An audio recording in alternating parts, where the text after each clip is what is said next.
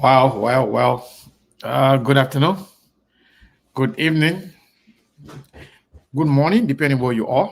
I want to welcome you to SKTV. Today is one of the night where we have a late night show. I want to say thank you to all of you for joining SKTV once again. Uh, Today we promised that we're going to come on today after we listen to the presentation and the projection by our Minister and Senator-elect Amara Konneh and the Unity Party from their Situation Room. They projected that former Vice President Joseph Boakai will be elected. In their word, the former President Boakai will be elected as the next President of the Republic of Liberia based on their own numbers, based on their own calculation, based on their own data that they have. And they did a very beautiful presentation.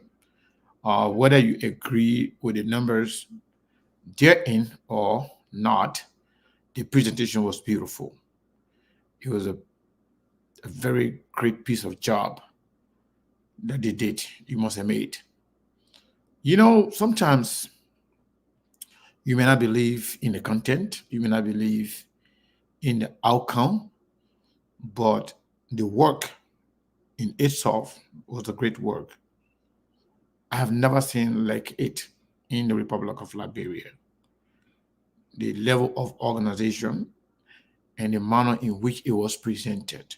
Does that mean it is credible?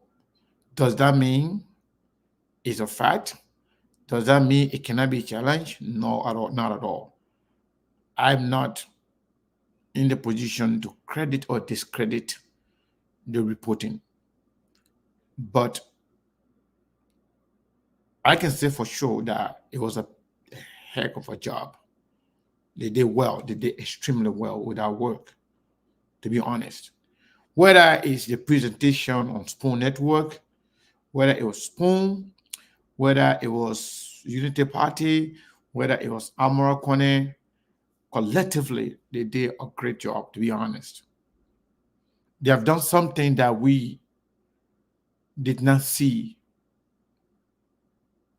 with the CPP, not even with the current Liberian government. I'm not sure if there is or there was a shortage of resources when it comes to putting those kinds of mechanisms in place to make things happen with CPP or in the Liberian government. But I'm pretty sure there were no shortage of people, talent to do the work, or committed people, and getting the right people in the right positions at the right time. That could be a factor. But again, we're going to discuss what we saw today. We're going to discuss what happened today. It's very, very important. It could be a determining factor. It could be a determining factor when it comes to the result or the outcome of the just ended election in the Republic of Liberia. We want to encourage all of you to share the show. We're going to go through it county by county, district by district. We're also going to talk about the messenger, who is Amara Konneh in this case. Sometimes the credibility of the messenger can add value to the message. Sometimes the credibility of the messenger can also somehow create some suspicion and disbelief in the message. Amara Konneh with the level of, his connection, his resume as Minister of Planning, Minister of Finance, working with IMF, working with the World Bank, and being elected as senator. With all those resume and record, it will interest you to think if Amara Konneh would really risk all those credibility and integrity attached to his name for some election that he is not on the ballot.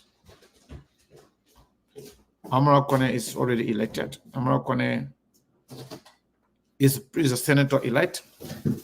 Regardless of the outcome of this election, Amara Konneh is going to be senator representing the people of Bapolu County. So it is fair enough to say that he does not have much to lose in this election. So it is hard to believe that Amara Konneh will attach his name to such a document that will turn out to be not credible. It's yet to be seen. We don't know. And there were a few things that he said that I take into serious consideration when he said their numbers are in line with that of the National Election Commissions, especially the numbers that have been released. The 86% of the results that have been released by the National Election Commission, if those numbers collaborate with Amara's and the Unity Party's number, then the question remains where the CDC will have to find other numbers to somehow cancel out what UP already has and even overtake them. However, we'll be jumping in the conversation very soon. I want to encourage you to share the show while we play this on here. I wanted to continue with the conversation, but it seems like you guys are not sharing the show, so I have to take a musical break so myself can share the show as well. So, what is that? Uh-oh, what happened?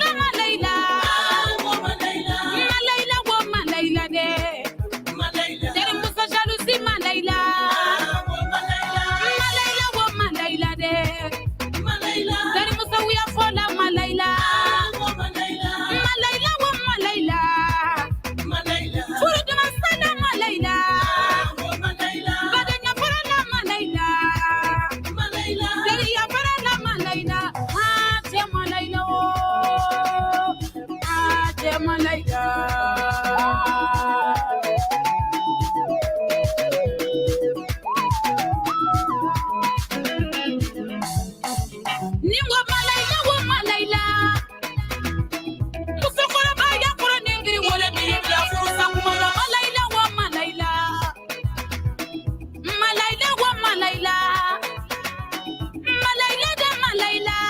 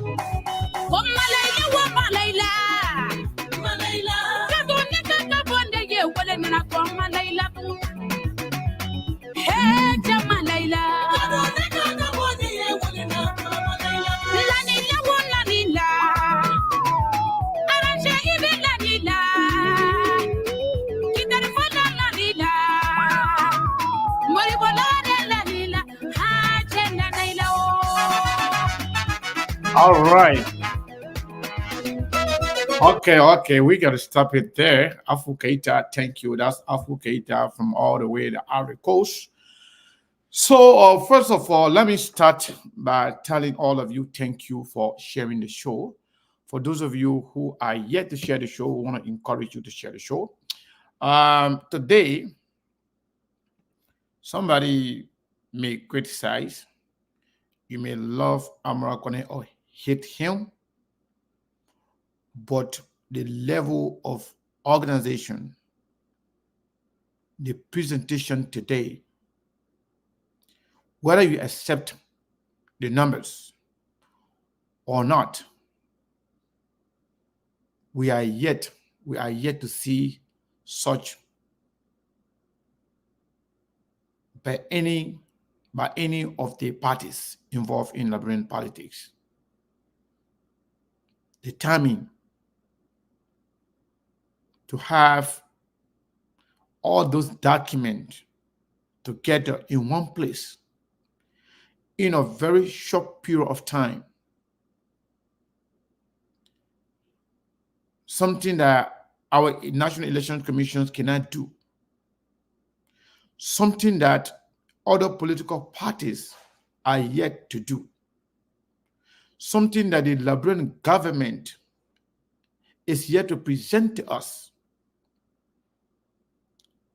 I think Amara deserves a commendation. Regardless, this is politics. But we say in Liberia, when if chicken were a way, even if you don't believe everything Amara presented today, you will like the manner in which he did the presentation.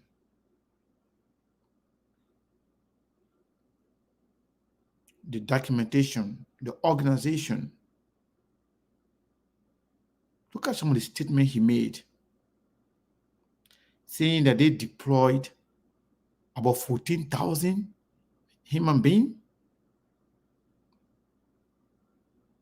to the polling places, 14,000, and about 20,000 security. I'm not sure about that number, but that is very big. Imagine the conversation we are having today. The United Party reason to believe they have won, they are relying on what they have presented to the public. We are yet to see what the government is, CDC is depending on in terms of documentation.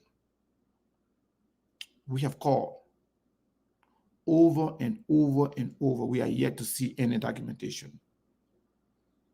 And what we are hearing is the level of confidence that we're going to win this thing. How? Based on what? We don't know yet. Maybe they have reasons. Maybe because they are the government, they don't want to seem like, okay, they have this thing under control because they are the one running the country. That could be the reason, but no political party is yet to display what Amara did today. Give it to them or not. I'm just being honest. So UP people, especially the stupid one, will just come here and start insulting without even understanding anything. The fact that I criticized Joseph Barker before, everything you say now, whether that's good thing or that bad thing, they will just insult you because they are so stupid. They got mud in their brain. But give it to Amara Konneh and the Unity Party for what they did today, the presentation. Not only coming up with the data, but they're coming up with number from district, coming up with tally sheets from each district, coming up with number, especially coming up with document supposedly from the magistrate offices in the district or in the counties, for Amara and the Unity Party to have been able to put all these documents together in a manner in which they did it is commendable. It means that, like we have said, the Unity Party people, they have been very desperate and they have been very serious. They really, really, really, really want this thing. Whether they have won it, I don't know. Whether they will win it, I don't know. But they are showing some high-level seriousness in what they want to do. Look at Amara Konneh talking about how they had to use a charter plane to get some of the results and tally sheet from the southeast. The question I asked yesterday, they answered my question yesterday. Today, I asked a question, I think it was this morning or yesterday. I said, do you really have the tally sheet from the entire country? They say, yeah, they have it. They show it today. Whether those documents are authentic or we can question it, that will determine what the National Election Commission is going to show us. You think about this. If NEC is the one having all the document, NEC is the final arbiter of the whole matter. Assuming that CDC, the other party in the election, having this level of organization, having this much document to present to the Liberian people as the point of their argument, showing to the Liberian public, and we see some discrepancy between the number from the CDC and the number from the Unity Party, then we'll say, well, they're all showing different number. Let's not believe any of them. Let's wait for NEC on a number. Whosoever numbers correspond with that of NEC, then we can believe that person at the end of the day. But in this case, it's only one party that is presenting evidence, proof, documentation. For us at SKTV, curse us, like us, hate us, we'll just speak the truth. Somebody said there are echo. Where the echo is coming from? Are you hearing any echo? Maybe that's your phone or your whatever device you're listening to. Can you guys hear me clearly? Can you guys hear me clearly? Ah, somebody said there's echo. There's no echo. Okay, thank you so much. Maybe that person get a problem with their phone or whatever. So,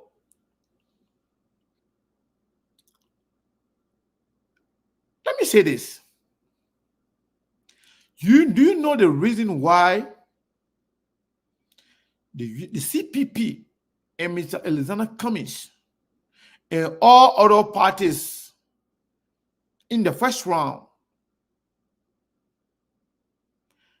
they had no case to make? You know why they have to settle for one party or the other? Because they did not do their due diligence. They did not do their due diligence as it was done by the Unity Party this time around, led by Amara Konneh. That is a fact. I'm not sure whether Mr. Cummings and the CPP had the resources to have done what Amara Konneh and the Unity Party did. Whether people can argue it, whether people can accept it, but at least have something tangible they can take to court, or they can use as a base, as a basis of your argument. Let me be honest. When you see that CDC is not talking, perhaps they did not do their due diligence as well. Because if you have it, if you have the document, you got to show it. You got to share it. If you think you are winning, show it. If you think you are winning, tell us how and why you think you are winning. You can believe the Unity Party or disbelieve them, but they have something to show. That is a fact. And now, the Unity Party, not only having the document, the manner in which they are engaged in the propaganda, they are winning the war in the court of public opinion. They are winning the fight in the court of public opinion because they are talking. And they are not only talking, they are talking with something. You are not talking. You are not showing anything. You're just saying you're going to win. How are you going to win? We don't know.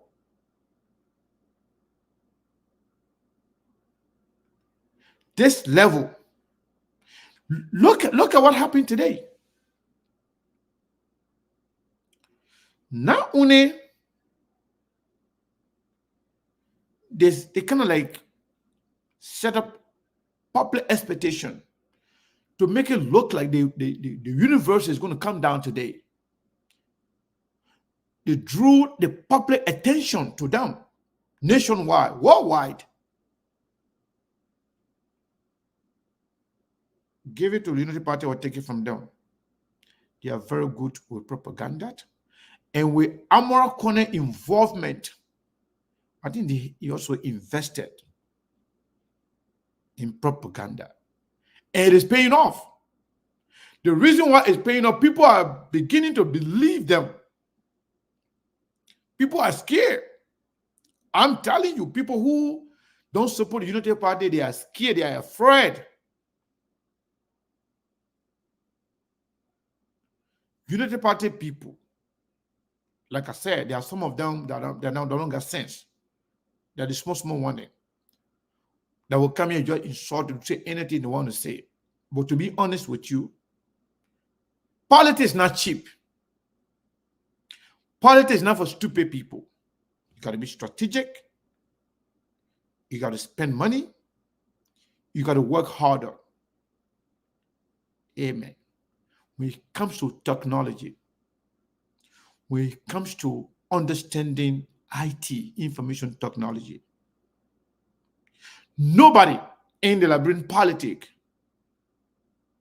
supposed to beat Mr. Cummings and the CPP. They have some of the brightest minds. They have some of the brightest female and male alike when it comes to technology.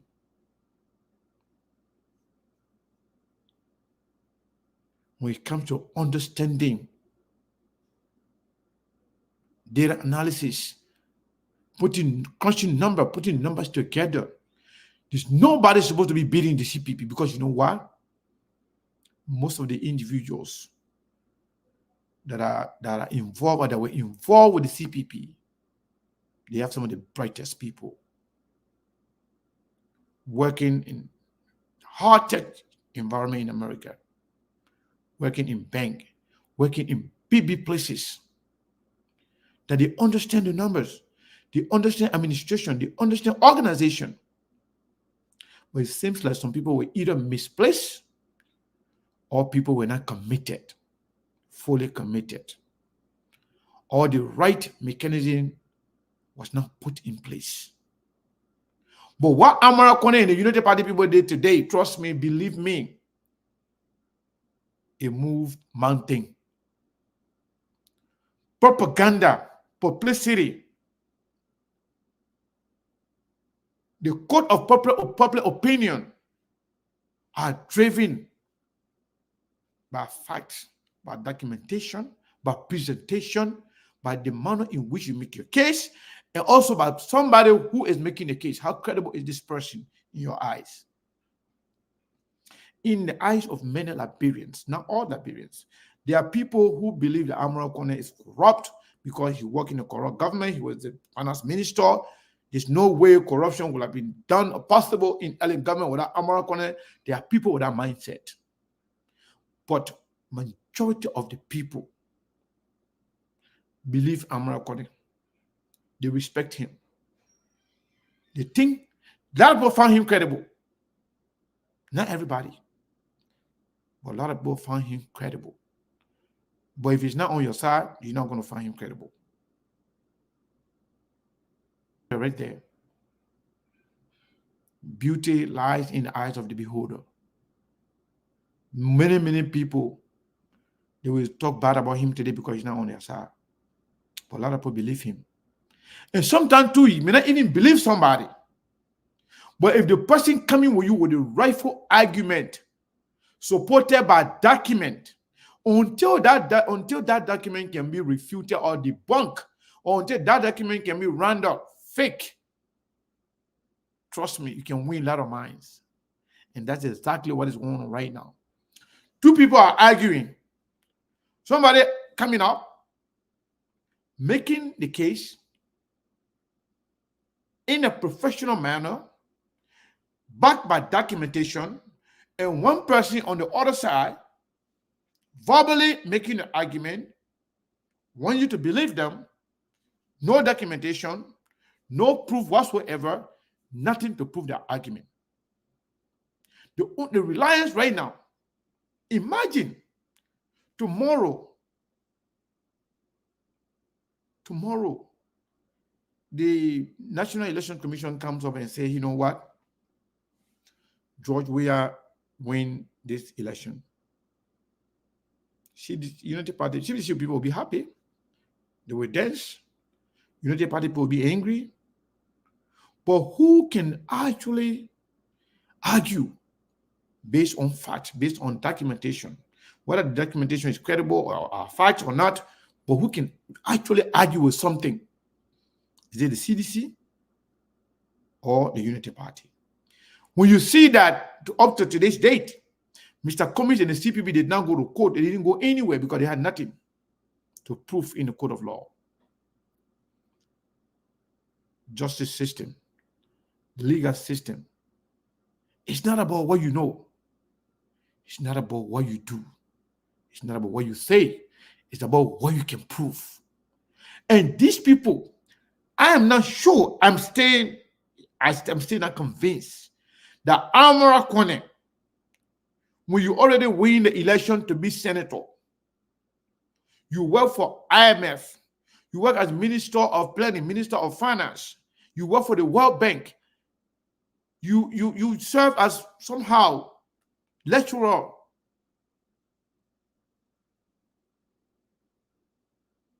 at one of the prestigious universities in the world, for he to go and attach his credibility, everything to this document, I find it difficult to believe it. I don't think Amara Konneh will do that. But again, it's politics. Everything is possible.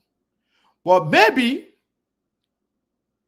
Amara Konneh will be proven right by the National Election Commission, but he can be proven wrong.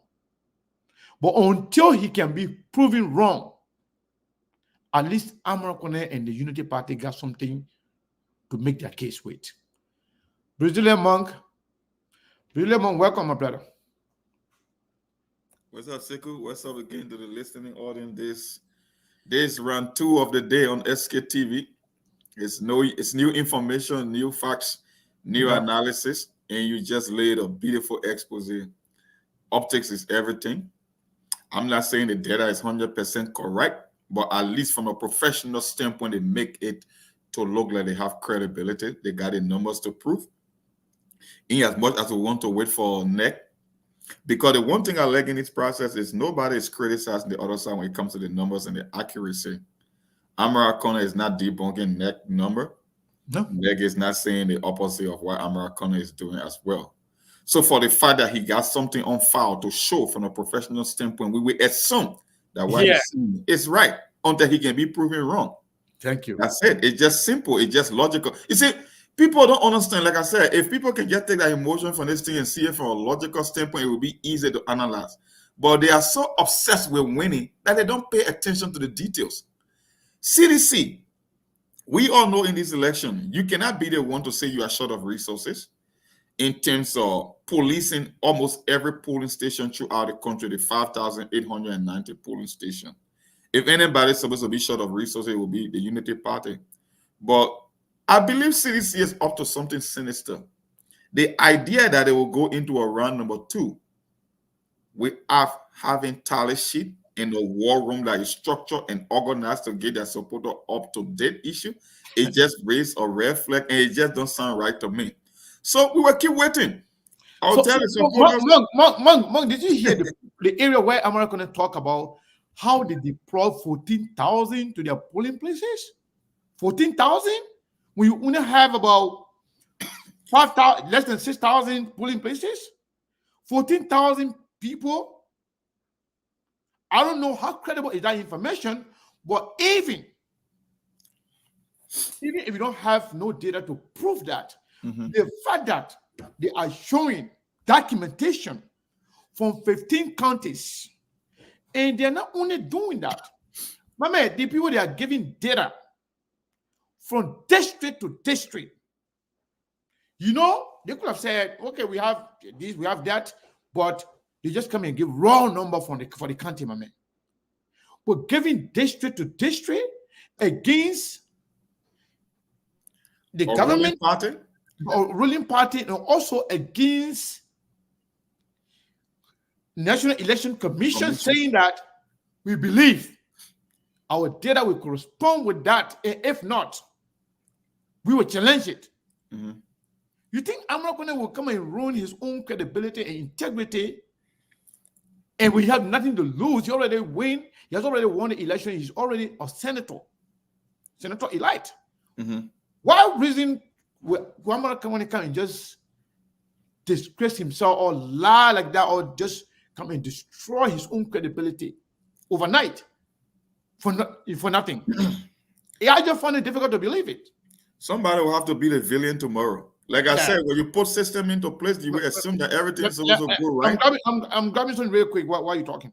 Yes, when you put a system into place, you will want to assume that everything will go right until someone can screw up somewhere.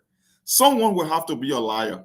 Maybe Amara Konneh will be the one that will be proven to be the truth teller, because from what he's putting together, you can argue all you want, but that's the case. Like Sekou said, it's not about what you know, it's about what you can prove. And so far, he's the one showing something to prove. He got a documentation, he got a war room set up, he got a technology in place, the presentation, everything looked right. So until NEC can come out tomorrow, we are not getting the opposite from both sides. Nobody is disputing at this stage. So we will want to assume that what Amara is presenting is the truth and nothing about the truth until he can be proven wrong by either NEC or the CDC.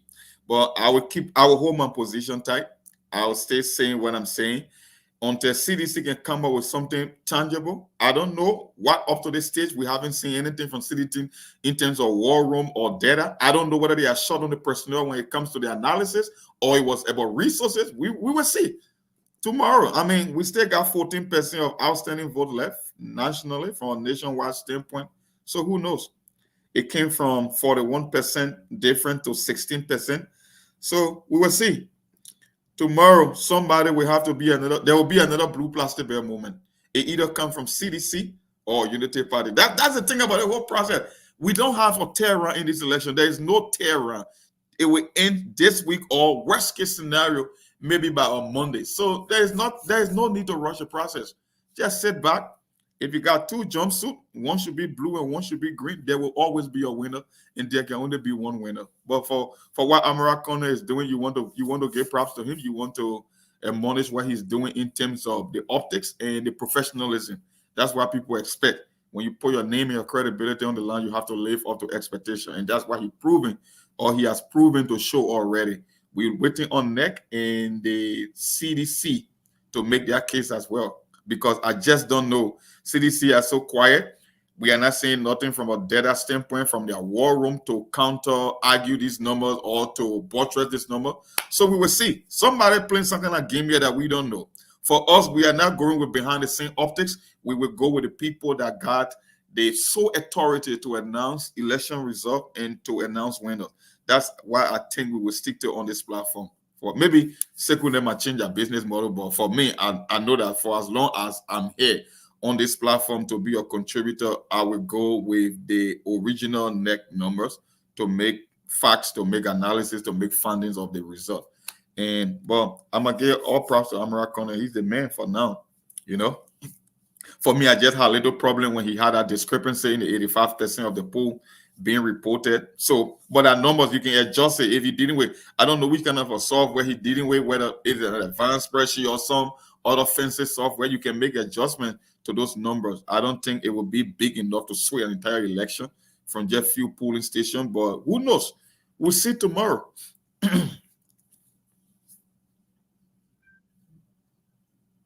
Yeah, so Mong, something I heard today from Amara Konneh. He said, from what they have witnessed so far,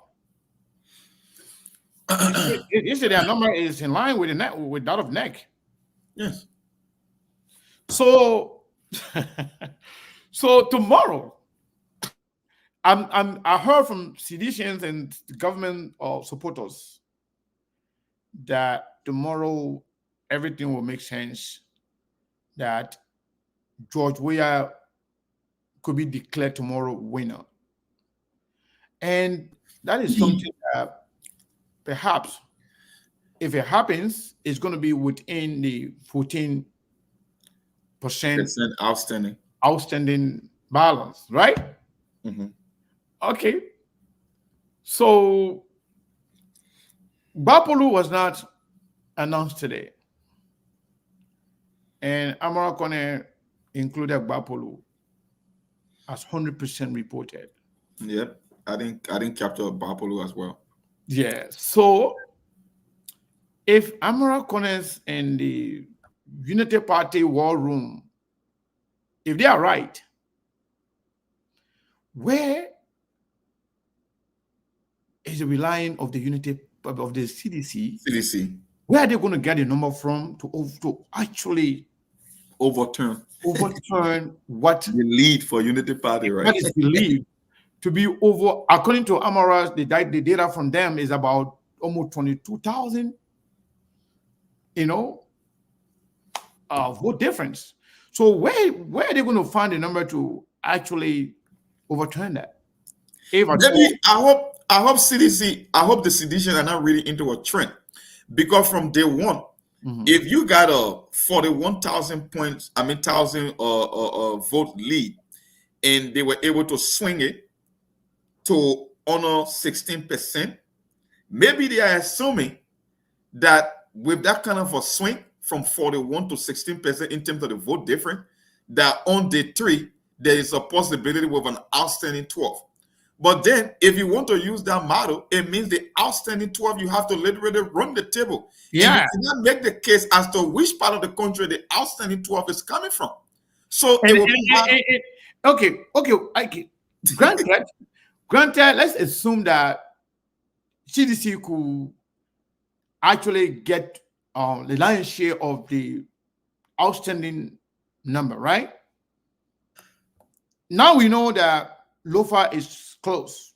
Nothing coming out of Lofa anymore. Bonkante that CDC won, Bonkante is 100%, correct? I Bon think so. County, I think Bon Bonkante is County 100%. is 100%. Yeah. 100%. And then what about Grand Bassa County? They're saying that Grand Bassa County is 100%. Somebody say no, it's not 100% yet. Grand Bassa County, from NEC perspective, is showing only half of the vote, 53%, little bit over half.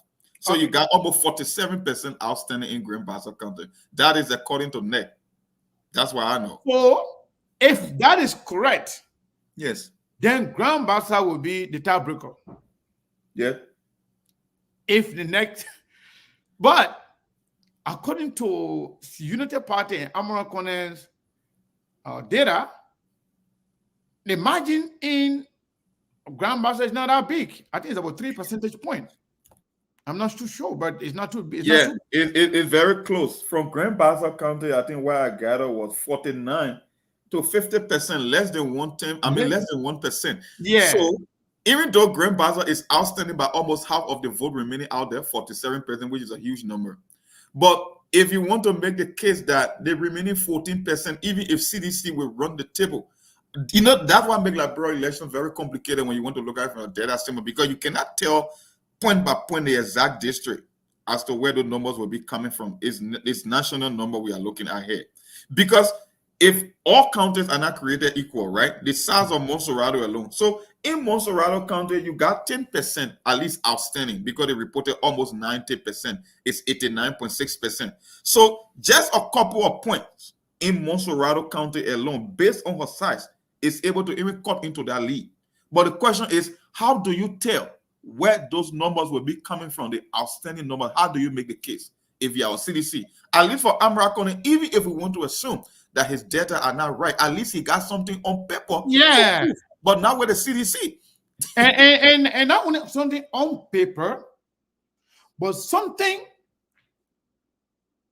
with neck stamp, something that is supposedly coming from the magisterial offices.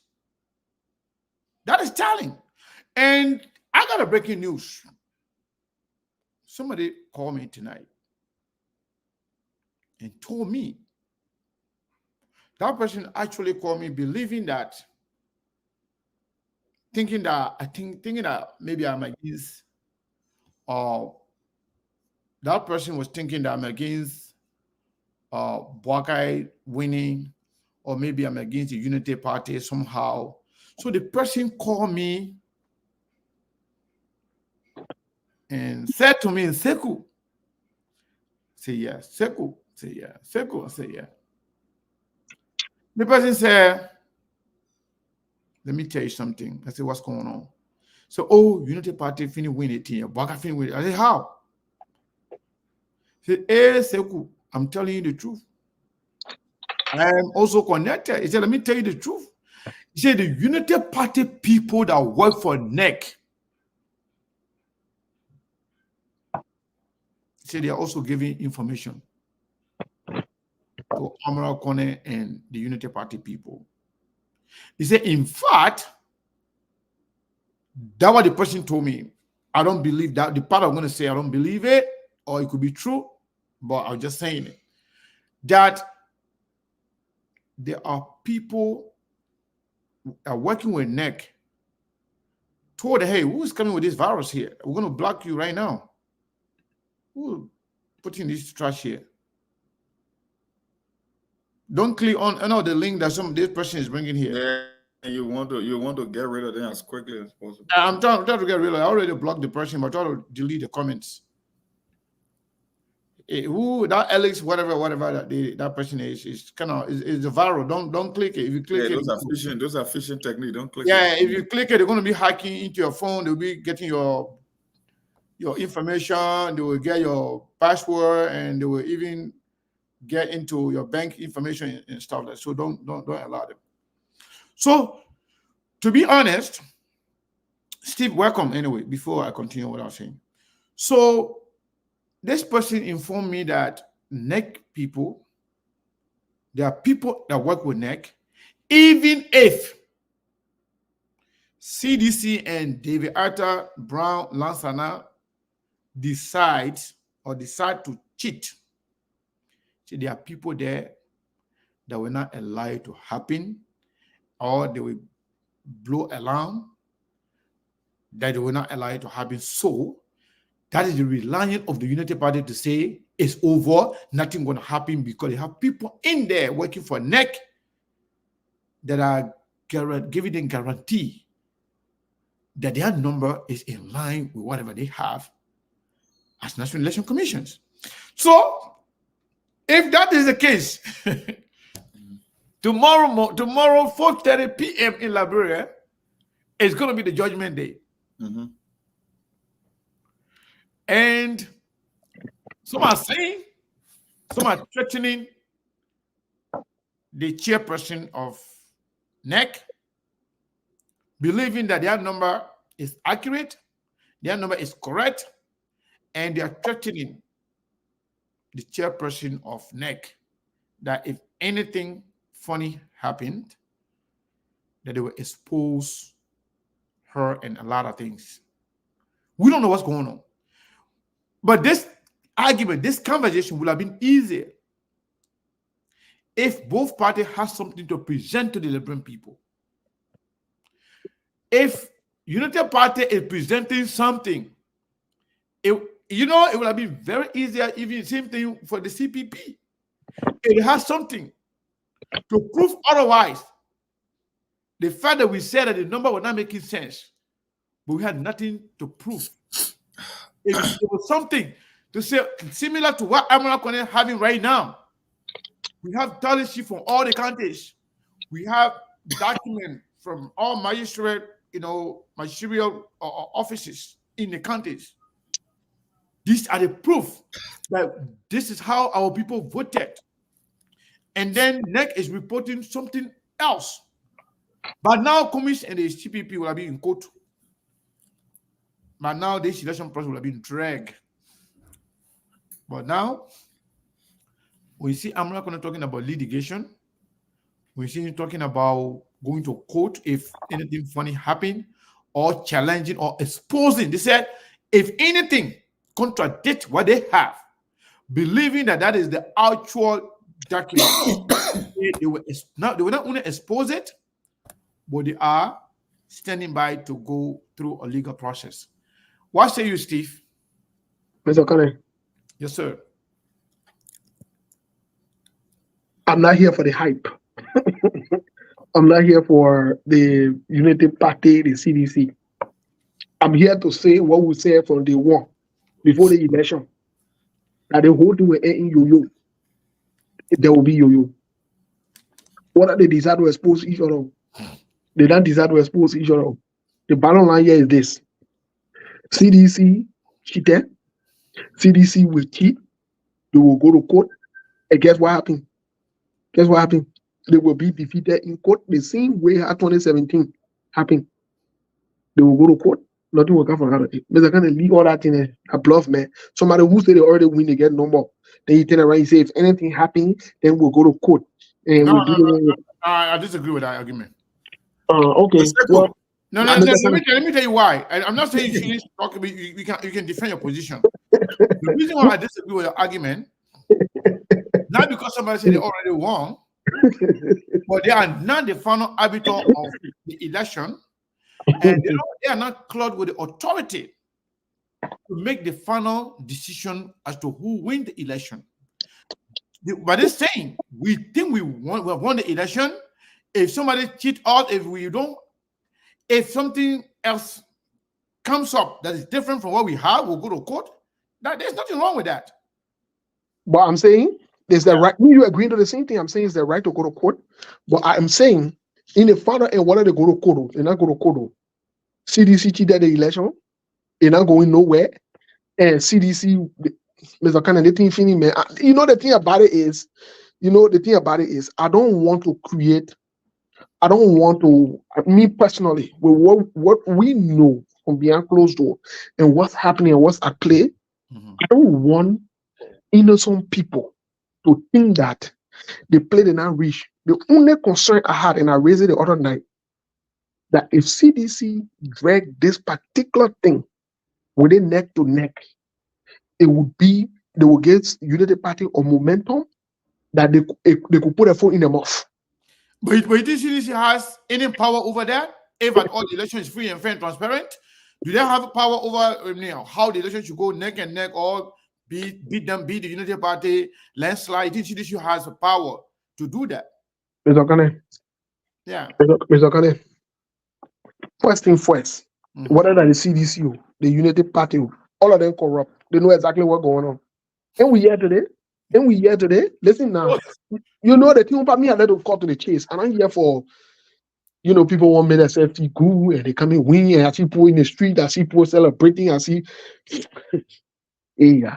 Anyway, Mr. Konneh, tomorrow, we are celebrating both parties, right?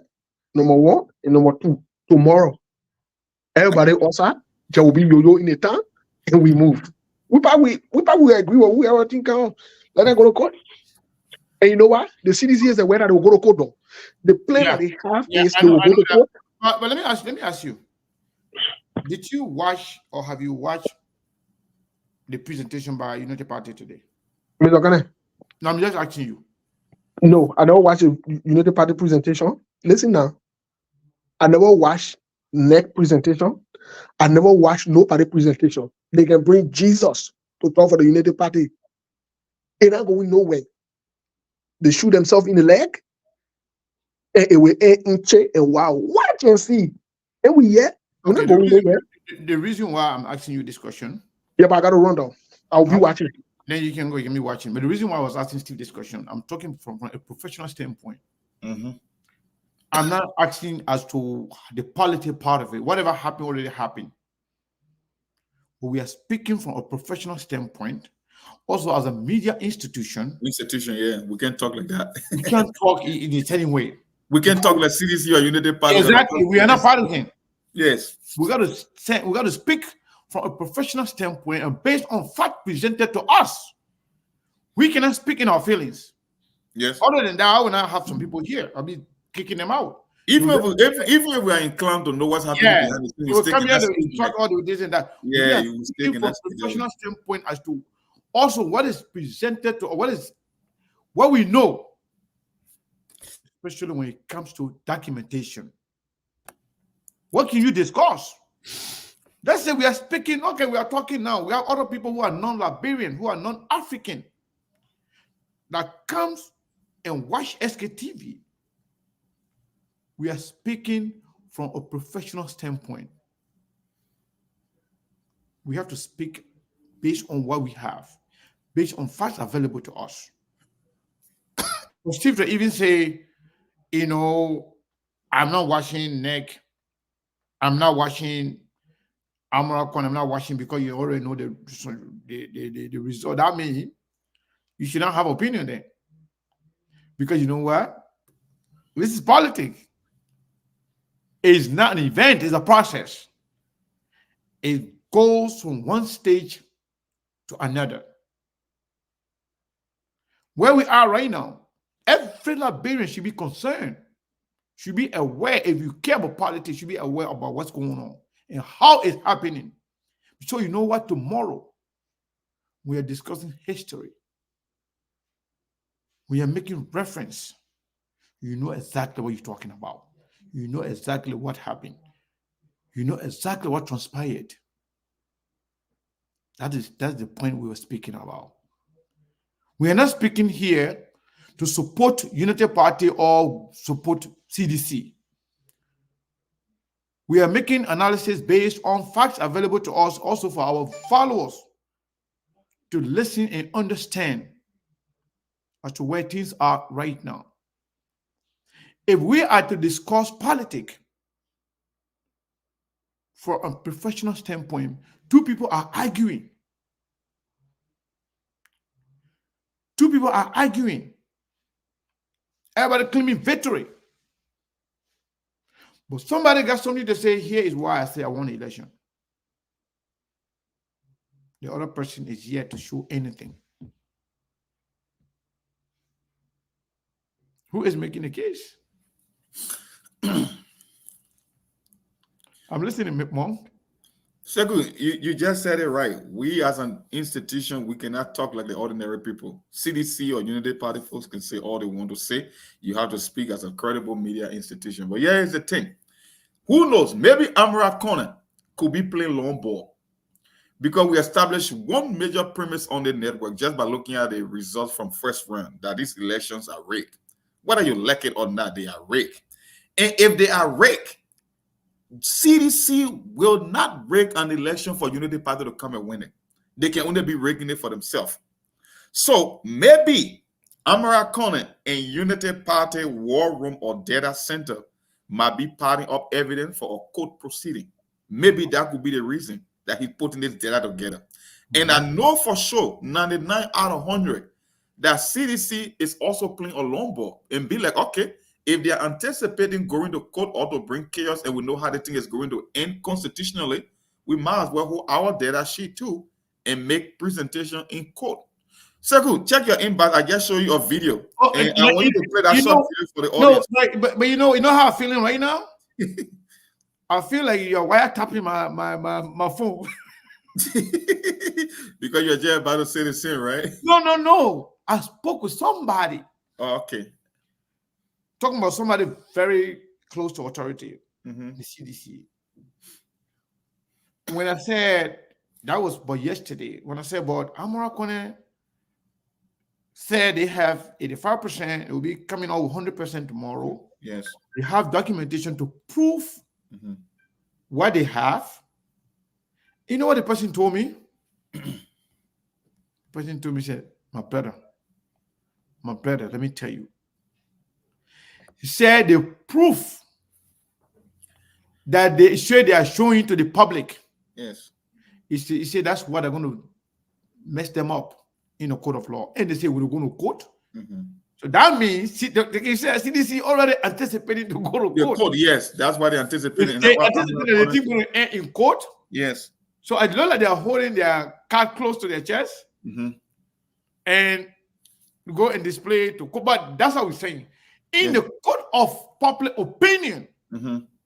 Amara Konneh and Unity Party, they are carrying the day. They are carrying the day. From a professional standpoint, from an optical standpoint, they are carrying the day because they are the one looking more of a professional than CDC. Yes, But exactly. CDC is already anticipating that at the end of the day, they will be declared a winner. A Unity Party will protest. So Amara Konneh might likely be building the case for court rather than from an electoral standpoint. And Sekou, there's a video I dropped in your inbox, maybe 1 or 2 minutes. I want you to play for the audience to know where we're coming from with this. I put it in your messenger. Just play it, just for it was a short video. A lot of people saw it during the campaign season, but I just want you to play again. Maybe people. We are right. George, we are in Calasco. Just play that video. It's a short video. I put in your inbox a couple seconds ago. Okay, let me see if I can. In your messenger. Now the WhatsApp. Yeah, I've seen it, but yeah, go ahead and continue talking. Let me see if I can. Yeah. So that could be the case. Amara Konneh is trying to play long ball. That's why he put his facts together, and they will go and argue in court.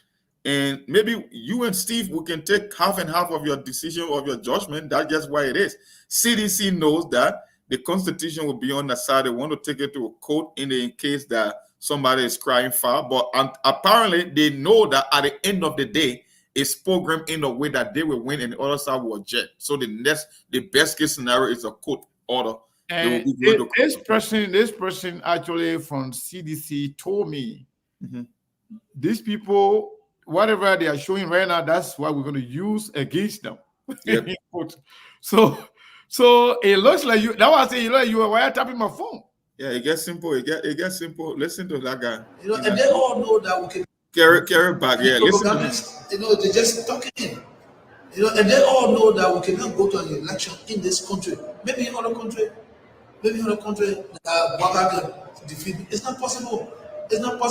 Waka in government are defeated, and then are in government and are doing everything well. You understand? And then it's not possible. And the propagandists, they're just talking. Yeah. And they all know that we cannot go to an election in this country. Maybe in other country, Waka can defeat. It's not possible. Waka in government are defeated, and then are in government and are doing everything well. You understand? And then it's not possible. And the propagandists, they're just talking. And they all know that we cannot go to an election in this country. Maybe in other country, Waka can defeat. It's not possible. Waka in government are defeated, and then are in government and are doing everything well. You understand? And then it's not possible. And the propagandists, So the president said he's doing everything well. He may say, I was not in government. Yes. I defeated him. Yes. Now I'm in government. That means government got everything. Everything. You see, it took me a while to figure this guy. Now in government, you can come. But you know what? I want you to say what you want to say. Go ahead, Sekou. I can come after. It don't matter. I mean, okay. So let me say this. I don't know about people who are still in their feelings, getting angry, insulting someone else. You don't know how relieved I am. You don't know how happy I am to see that I have no pressure on me. Oh, for sure. I'm not worried about who wins the election, to be honest with you. Like I've said, the first one is over. And whoever wins the election, if it's George Weah, we will congratulate him. If it's Joseph Nima Boakai, we will congratulate him. Whoever wins the election will be our president. Not your president because you think you know the party, not your president because you CDC. Whoever wins the election as Liberian will be all of our president. So you can get in your feeling thinking that you own the Unity Party, you own Liberia because you support Joseph Boakai, you are better human being. Maybe Joseph Boakai win and Joseph Boakai people there are better people. Some of you will even not smell respect or even a thank you from the people if they win the election, no matter who you're supporting. But I can tell you, we as media institution will maintain our respect regardless of who wins the election. They will all respect us. They will all need us. You understand? So don't even worry about us. Don't worry about attacking us. Just support who you're supporting. Forget about whatever happened. If I say Joseph Baga was crippled, Joseph Baga can walk, Joseph Baga can sleep, I said it. So what now? Joseph Baga become president, he's still going to be president for all of us. If I say Jowiya is inept, is incompetent, Jowiya is this, Jowiya is that, if Jowiya wins the election, he stay our president. So regardless of who wins the election, it's not going to be just you. It's every Liberian. You're not you're not the one that made me Liberian. I'm not the one that makes you Liberian. So whatever, I don't care what you like. We don't care what you do or what makes you happy. But we are talking Liberia here. It is our right. It is incumbent upon all of us to shine light on the flaws and commend people when they do the right thing. And I believe today, Amara Konneh set a professional standard when it comes to reporting election in Liberia. United Party, to their credit, they did marvelously well in presenting their case to the Liberian people.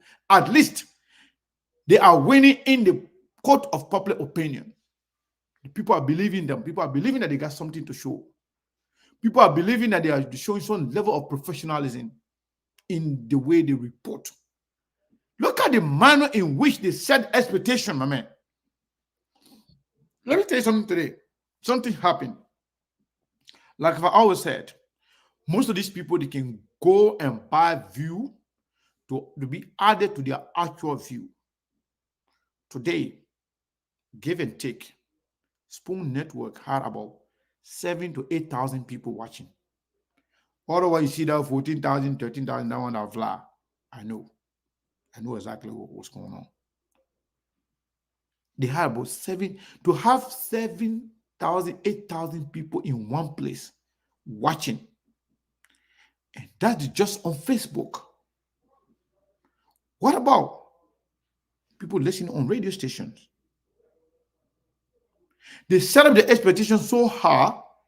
How can government in power, they don't have the resources, the intellect, the technical know-how, the talents to set up those economic expectations, to even to do a better presentation, to make the case, to make sure that they put the right mechanism in place, so that they have all the documentation in their hand in a split second?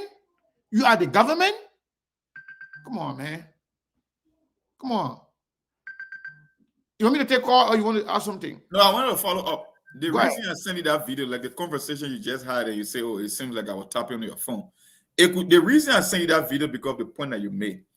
George Weah, you see, George Weah and Prince Johnson, they speak in code. They are not too good with political jargon like other politicians.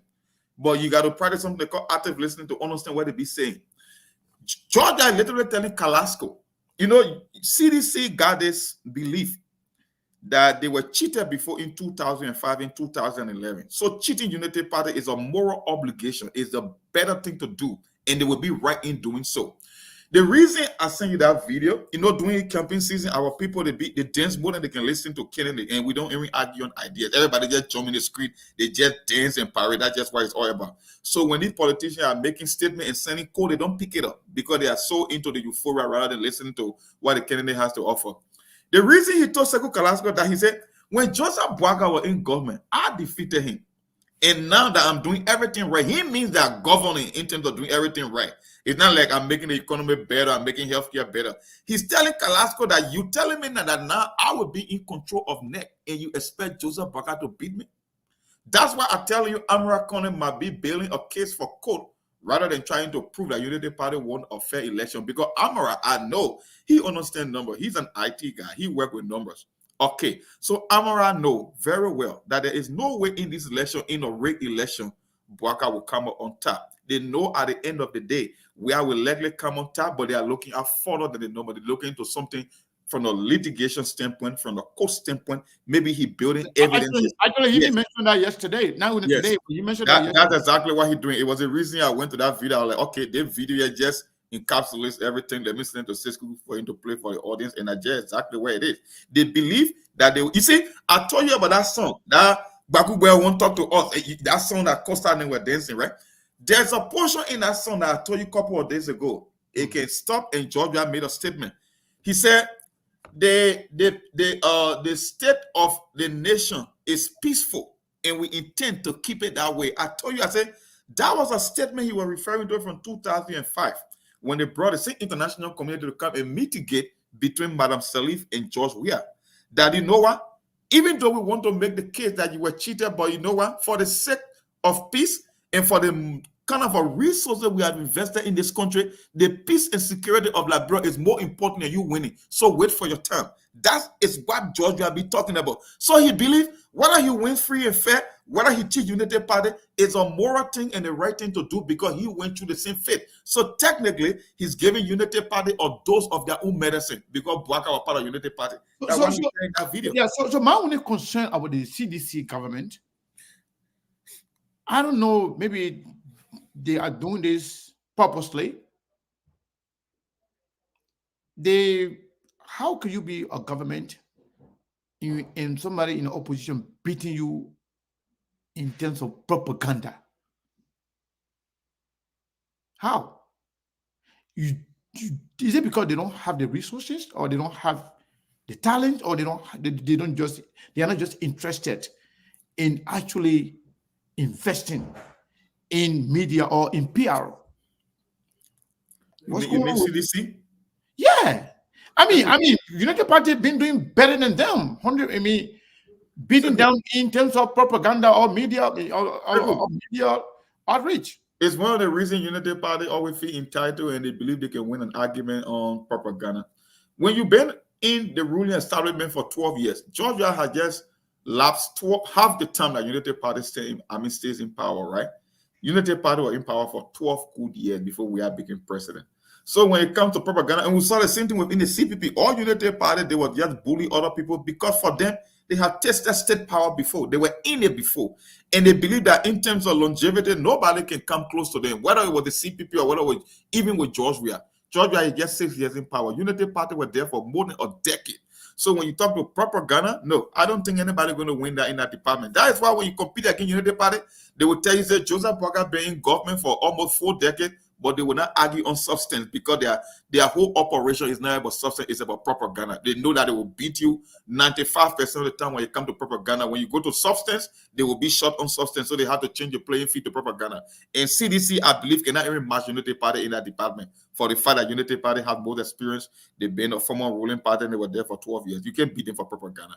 All right, let me take these 2 calls. And then what happened after the calls, I have something that I want you to really, dive into when Amara Konneh talk about how he said, was not without blogging. He's not like trying to, brag about it, but he said he always winner. He is always a winner. He's been a winner. How he was instrumental in making Ellen Johnson Sirleaf president. How he was instrumental when he decided to support George Weah, what he did. He mentioned those things. And now that he decided, because Joseph Boakai did not put somebody against him in Bapulu, after his win, he said he decided to come and help the Unity Party. But let's take some calls, and then we'll come back. We'll come back to discuss that. Caller, what is your name and where are you calling from? I think it's the Iowa number at 4226. That's what I'm not gonna say. 4226. Are you there? Yeah. How are you doing, Patrick? I'm doing wonderful. How are you? One minute each. I got a lot of people on the line. 1 minute. No, Sekou, I'm the first caller. So give me 3 minutes. Who said the rules? Please. Okay. But you say you're the first caller because of that. I'll give you 3 minutes. Go ahead quickly. 19. I told you George Weah was going to be one-term president. One-term president, but it's not over yet though. No, Sekou, please. I mean, until you next declare the winner, nobody's a winner yet. But anyway, go ahead. Make your case. I told you George Weah would be one-term president and it came to fruition. Today, EU said the Liberian government used the Liberian resources to run their campaign and abuse the Liberian people. That was not today. That was not today, man. That's a long story. That's a whole story. No, they said it today on their conference, press conference. Oh, today again? Okay. All of that's a whole story. Let me say this. Today, I am happy that Sekou started their shows with balancing of everything. And you put your political and propaganda hat on your feet. And you say exactly how you started the formation of FKTV decades ago. You see, what do you mean? I don't understand. Okay, go ahead. Go ahead and conclude. Okay, let me explain what I mean. You see, today, when you started the show, you started laying premises about Amara Konneh. Whatsoever Amara Konneh has been saying, from the first day he put on the results, next Fado thing, the second day, which is today, or the third day, everything he gave the entire Southeast to Joshua. What would they say? Now, information is coming up that SANO, they are pressurizing the election big persons that there to cheat. How do they cheat? I mean, that's a propaganda. That's a propaganda. We don't believe that until we see proof for that. So leave that one. When all the talent sheets have been given and proven, even by Polo, the talent sheets have been given and Unity Party have. But what I'm trying to say here, in short, before I leave Sekou, it stands for peace, unification among all Liberians. Right, whether somebody call Sekou, whether somebody call Mom, whether somebody came on your show and curse you, Sekou as a Liberian, this is the only country all of us have. Don't forget about all of those things. I said this on the the time is up now though. You said 3 minutes, you already get it. Yeah, let me conclude now. I said this on Spoon. You see, let me take this. You're not even putting energy in your voice. You're killing the spirit of the show, man. Let me take this back to put some energy in your voice, oh man. I know you say you're happy, but I'm not even seeing the energy. Amara Konneh, whosoever that call you Boyo, forget it, and let us move forward. As a leader, you forgive people. You all forgive whosoever. What Ide Gongo did, it was just because of the hatred of Jeremiah Konneh. What Henry Costa did, it was the hatred of Jeremiah Konneh from Nima County. So Lord, all of us preach peace. Okay. Lord, preach peace and forget about whosoever that calls you from Unity Party, from CDC, let it be over. Thank you very much for having me on the show. Thank you, Omer. Thank you. Thank you for your contribution.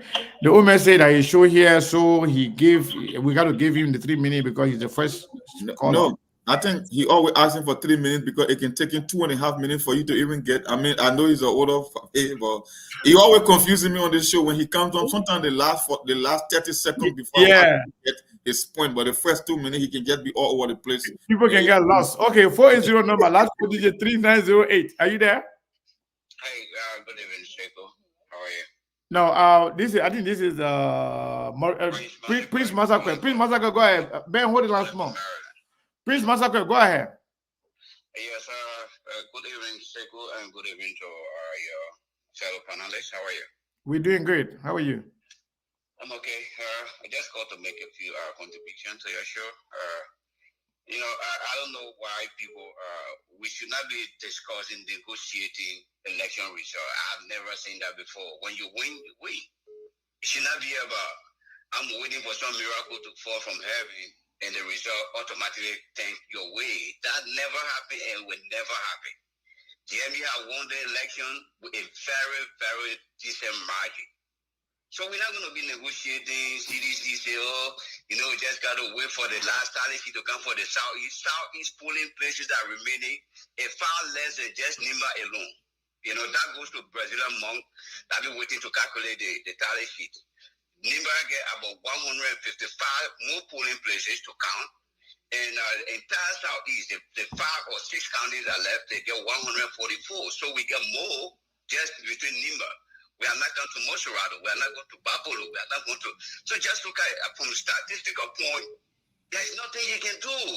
CDC trying. You can try, but it's not just possible for them to do. But how do you know that all the polling stations left in Nima County will go to Unity Party either? Looking at what Georgia were able to achieve. I'm not saying that. How do you also show that all the ones that come from the Southeast go to?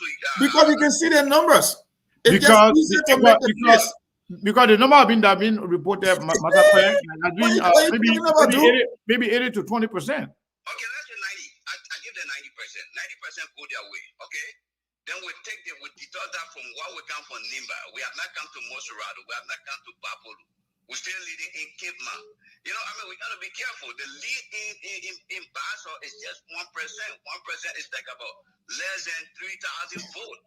So there's no way CDC can come back in this game. All right, my brother. Thank you. All right. Thank you, my brother. Thank you so much, Mr. Quinn. Let's take another caller. Yeah. Thank you for your analysis, bro. We're not okay.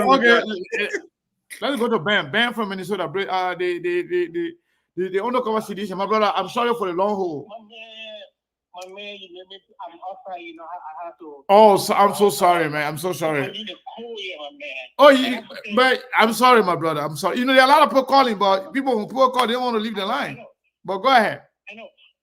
Yeah, but I think there are a few mistakes that I think you probably not caught up in the picture with tonight. Mm-hmm. One, we must first establish the fact that the election is fraud. They're cheating. So if you believe that the election is not right, know it tomorrow or Saturday, no matter when they announce it, they will announce CDC as winner. Number two, ECOWAS already won both parties of these kind of pageantry, going around.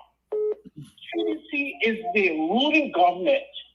That is why they're not doing the things that they are doing. It's because if CDC starts to carry on the same pageant, the same thing that these guys are doing, it will bring more chaos. So you can remember when the first group of people got in the street, we only spoke one time, we haven't seen them come up. These people are renowned criminals. They know what is going on. They can cry whatever they want to cry.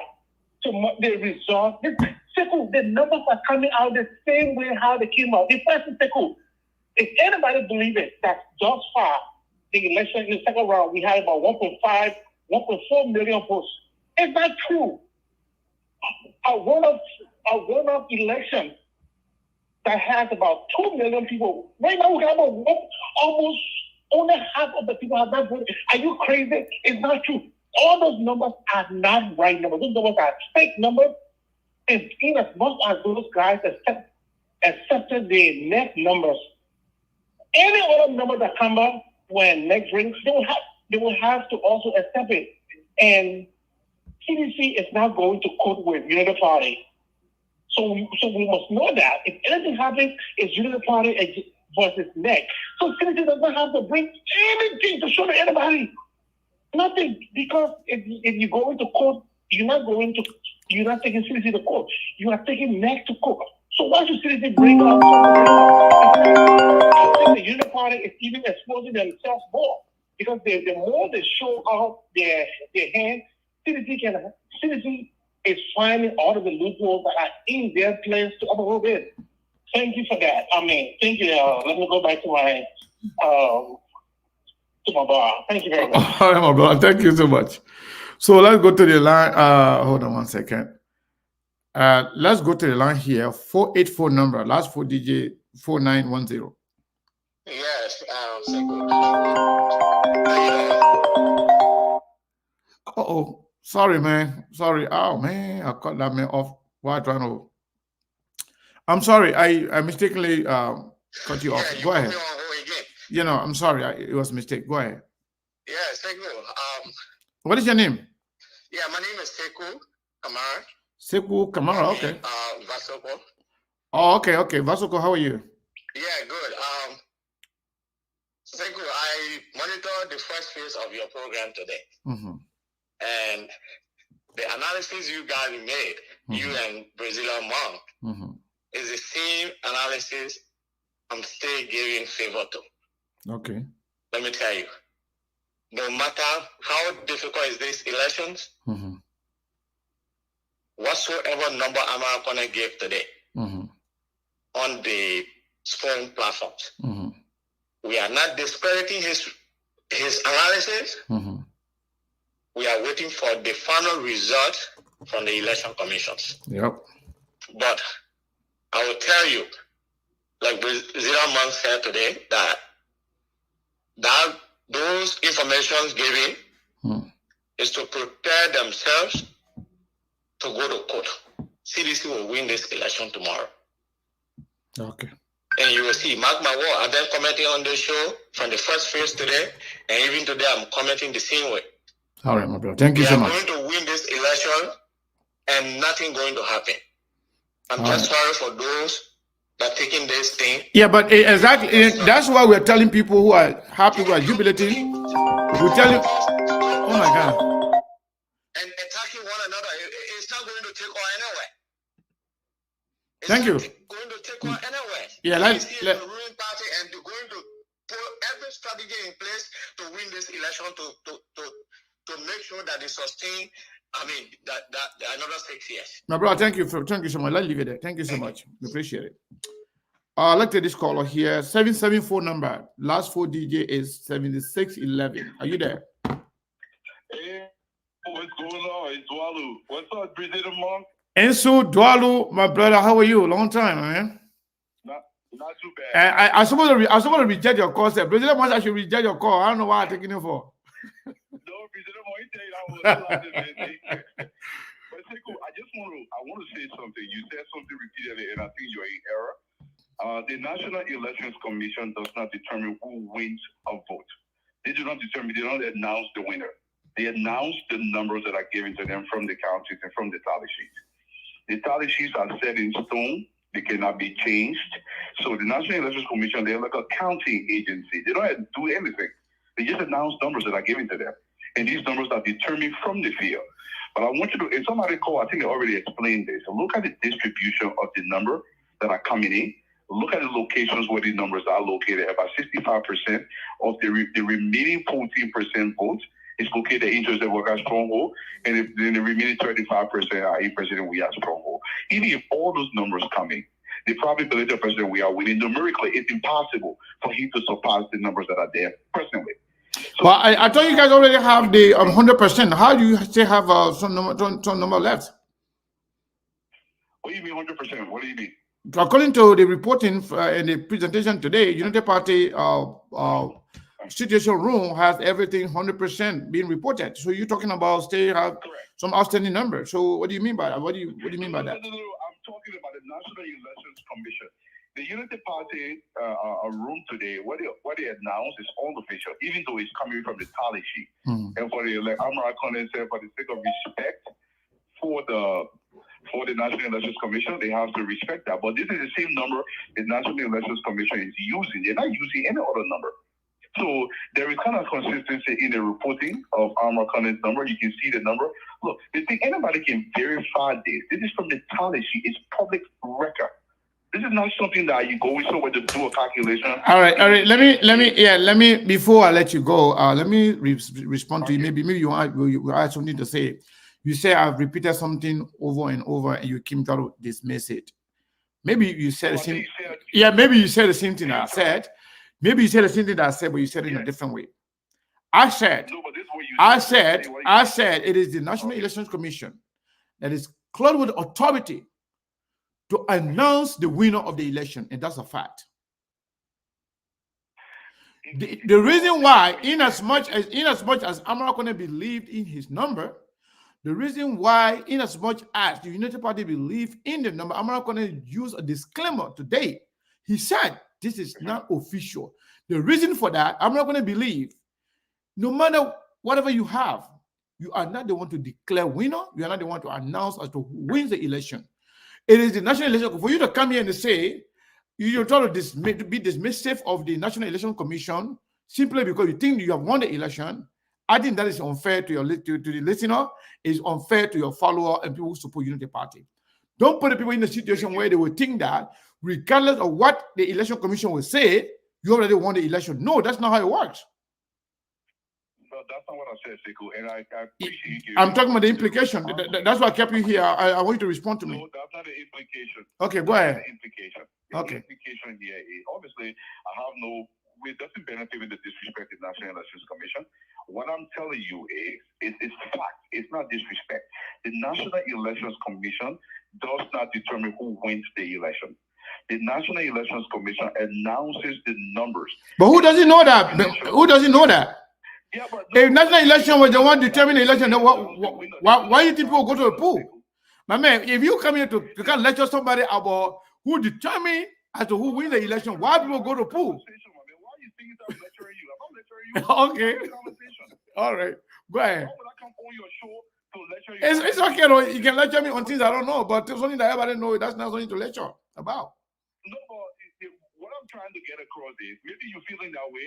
I'm sorry if you feel that way, but I cannot help how you feel. That's how you feel. It's okay. I'm not going to help that. It's okay. But what I'm going to say to you is the National Elections Commission does not announce the winner. The numbers does. They just announce the numbers that are brought to them. Okay. That's what I'm trying to make. It's not I got your point. I got your point. So will you agree with the number that will be announced by the National Election Commission tomorrow if that's what that was brought to them? Regardless? If that is on the policy, yes, absolutely. And it's public record. It's not what I'm saying. It's public record. Even you yourself can look it up. It's public record. I don't have that. Do you have the tally sheet there now? No, I don't say I have the tally sheet. Nobody have access to. We don't have access to it right now. Let me answer. The color just confused himself more and more. Public record. What I'm trying to say is the accumulation of the tally sheet is done by the political party. I don't have the infrastructure to gather all the tally sheets from all the counties. I'm just telling you what the tally sheets are. The tally sheets are, everybody get a tally sheet if you want to collect them. Anybody can collect them because they're posted on the board, or electronically or in hard copy. But my aim was not to lecture anybody. I don't want you to think that way. No problem, my brother. I mean, either way, man. You know, you're a brother now. You've been on here many times, so it's not a problem. Yeah. We're good. All right, thank you, brother. Thank you.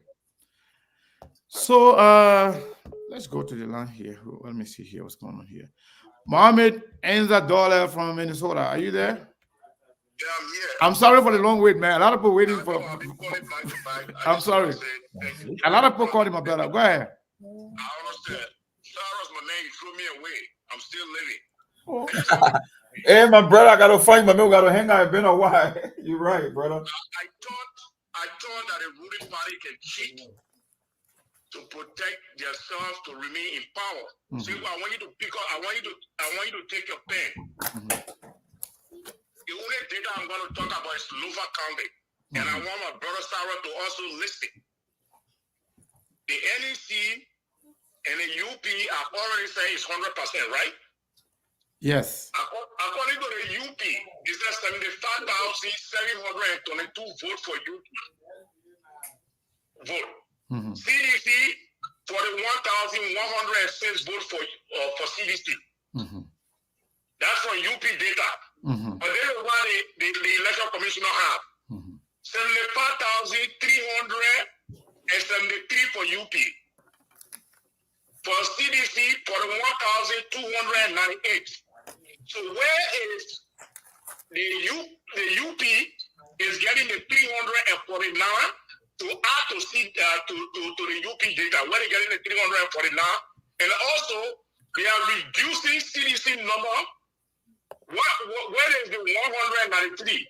Where did it go? Oh, they're reducing CDC number and then increasing their own number? Simple. Pick up a pen and listen. I'm saying there on a public radio. I'm on record. Go ahead. Go ahead and say the number again. I'm saying from the UP data, Mm-hmm. 75,000 Mm-hmm. from the UP data, 74,722 Okay. for UP. Mm-hmm. For CDC, 41,106 for CDC. Hold on. 41,100. 106. 41,106. Okay. So I want you to start to do the math. Then when you come to the National Election Commissioner of Liberia, Let him repeat that number again. He said for Unity Party is how much? For United Party, 75,722.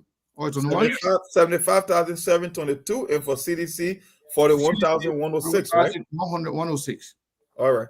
so this is what the Election Commissioner got. Mm-hmm. The Election Commissioner got for United Party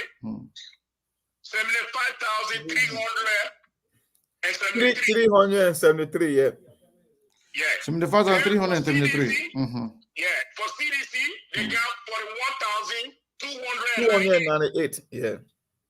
So the difference here is where is the UP? I don't want to call our brother name. I don't want to be so personal. Where is he getting the 349 votes from? Where? When it's 100% call. Then why is he reducing CDC number? Where is the 193? Where did they go? Wow. Good question. They may have seen a hole in the data already just from their war. Good question, but then that even opens up a reason for to double check the data. Listen, so this is the local county. So you got to look at all of the county and tell me what is not happening there. Tell me. And for the fact that local county is already 100% reporting too. So they means I said there will be a liar. There will be another blue plastic bag. This is what is happening in the Liberia election. So that's what I keep telling people. President Weah will be elected. He will be re-elected, and he will win the election. Trust me. Thank you for having me, and you guys are doing good. Wow. Thank you, my brother. Thank you so much. Well, folks, I know a lot of you been calling and your calls been on hold forever, and then some of you got tired and left the line. You can call back. We'll take your call. So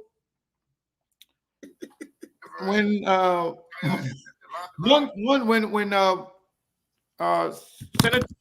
Amara Konneh said that he said that they are getting to work starting from tonight to somehow compare the data to see whether or not their numbers correspond with that of the Unity Party, the National Election Commission. And they say wheresoever they found discrepancy, they will alarm, they will expose it. Could this be one of the discrepancies? It's one of them. And I believe it will come from that polling station from Amara Konneh on post. Thank God that Enzo Dolly, he was able to spot it. And not just one. No, that was not Enzo Dolly, that was Mohamed Dolly. Mohamed Dolly, right? Yeah, Enzo Dolly came before Mohamed Dolly. Yeah. And what happens if that scenario plays all over the country? Yeah. That's why CDC people say, you know what? If that is the case too, that could undermine the credibility of the data. If you found more of those kind of number, yes, those kind of discrepancy within the whole data, then that will somehow create some reason to to have a second thought as to whether or not the data is credible. However, everybody can go home and do your own math. Go and review the numbers again. Maybe people will end up finding more. Who knows? Yeah. Even CNN, with all the technology they got, sometimes they can pop out the wrong number on the screen. So if Amara Konneh is not, let me take this caller here. Caller, what is your name and where you calling from? Last 4 digits 1506. Joshua calling from Dumont, Iowa. Joshua from Dumont, Iowa. How are you?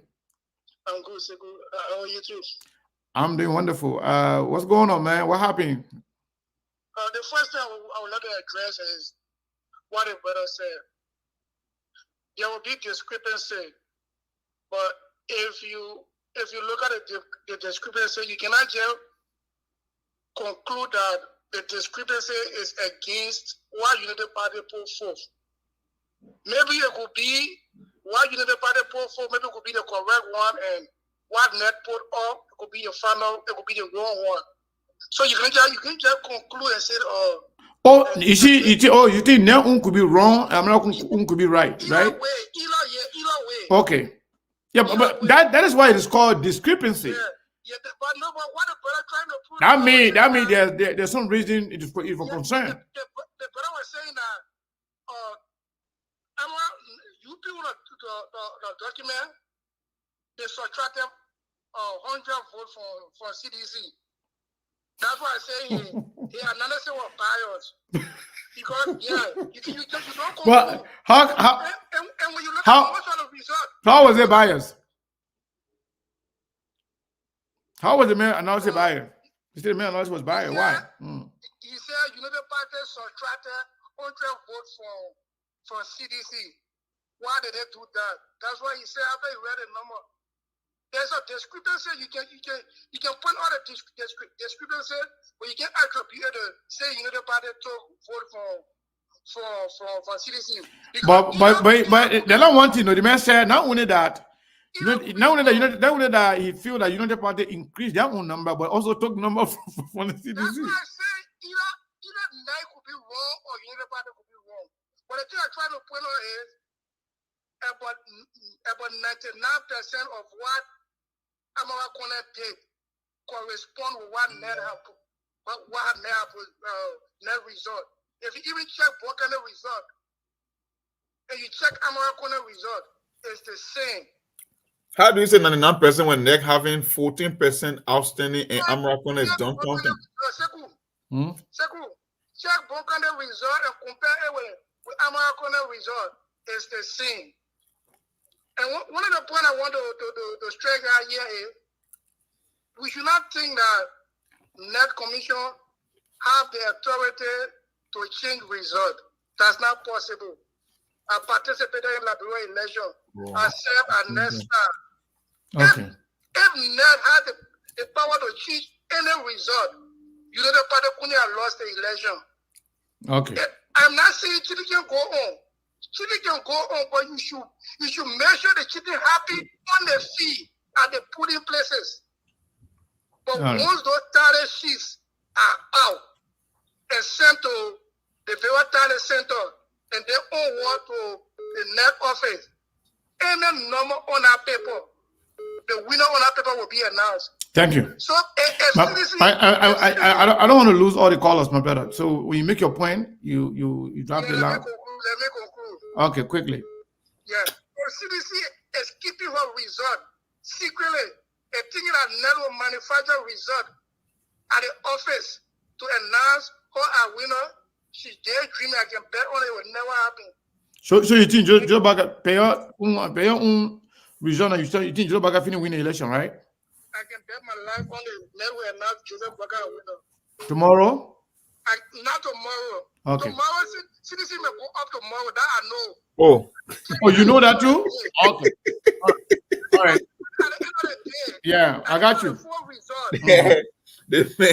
They may confuse. I think Mr. Dino said he confused me with Mr. Dino here with that last response. It's okay. Let's talk to my brother here. Ali, how are you?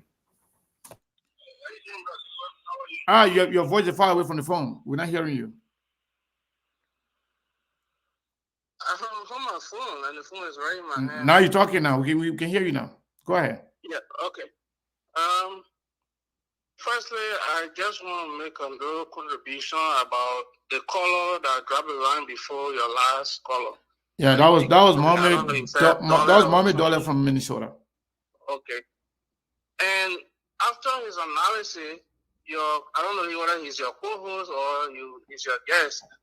He's trying to portray that yes, indeed, Amara Konneh data was kind of wrong, and then the Election Commission was right. Yes, we agree. Election Commission is the one that is called the authority to announce election results based on numbers that they got from the tally sheet. We always know that, which is a fact, right? Mm-hmm. But how do we conclude that Election Commission results are correct and then Amara is wrong? And these data are being tabulated. I have been there before. I have worked with Election Commission as a data entry clerk, temporary data entry clerk. Those data are entered by individuals that could make mistake at any time. I have been there and I know how it works. Okay? It's possible either way. Amara data entry clerk could be in error, and it's also possible that the data entry clerk from the National Election Commission could be in error. Mm-hmm. It happens at times. People even forget about a whole polling center results. And those are data that are on sheets that are parted in front of you while you are tabulating them in the Excel sheet. Okay? Now, Election Commission has modified the using of software. But it's possible at any time either of the two parties will have an error. So we do not conclude at this point that Amara's data is either wrong and Election Commission is right. Those are points that that's a very good point. Let me ask you, Ali. Let me ask you.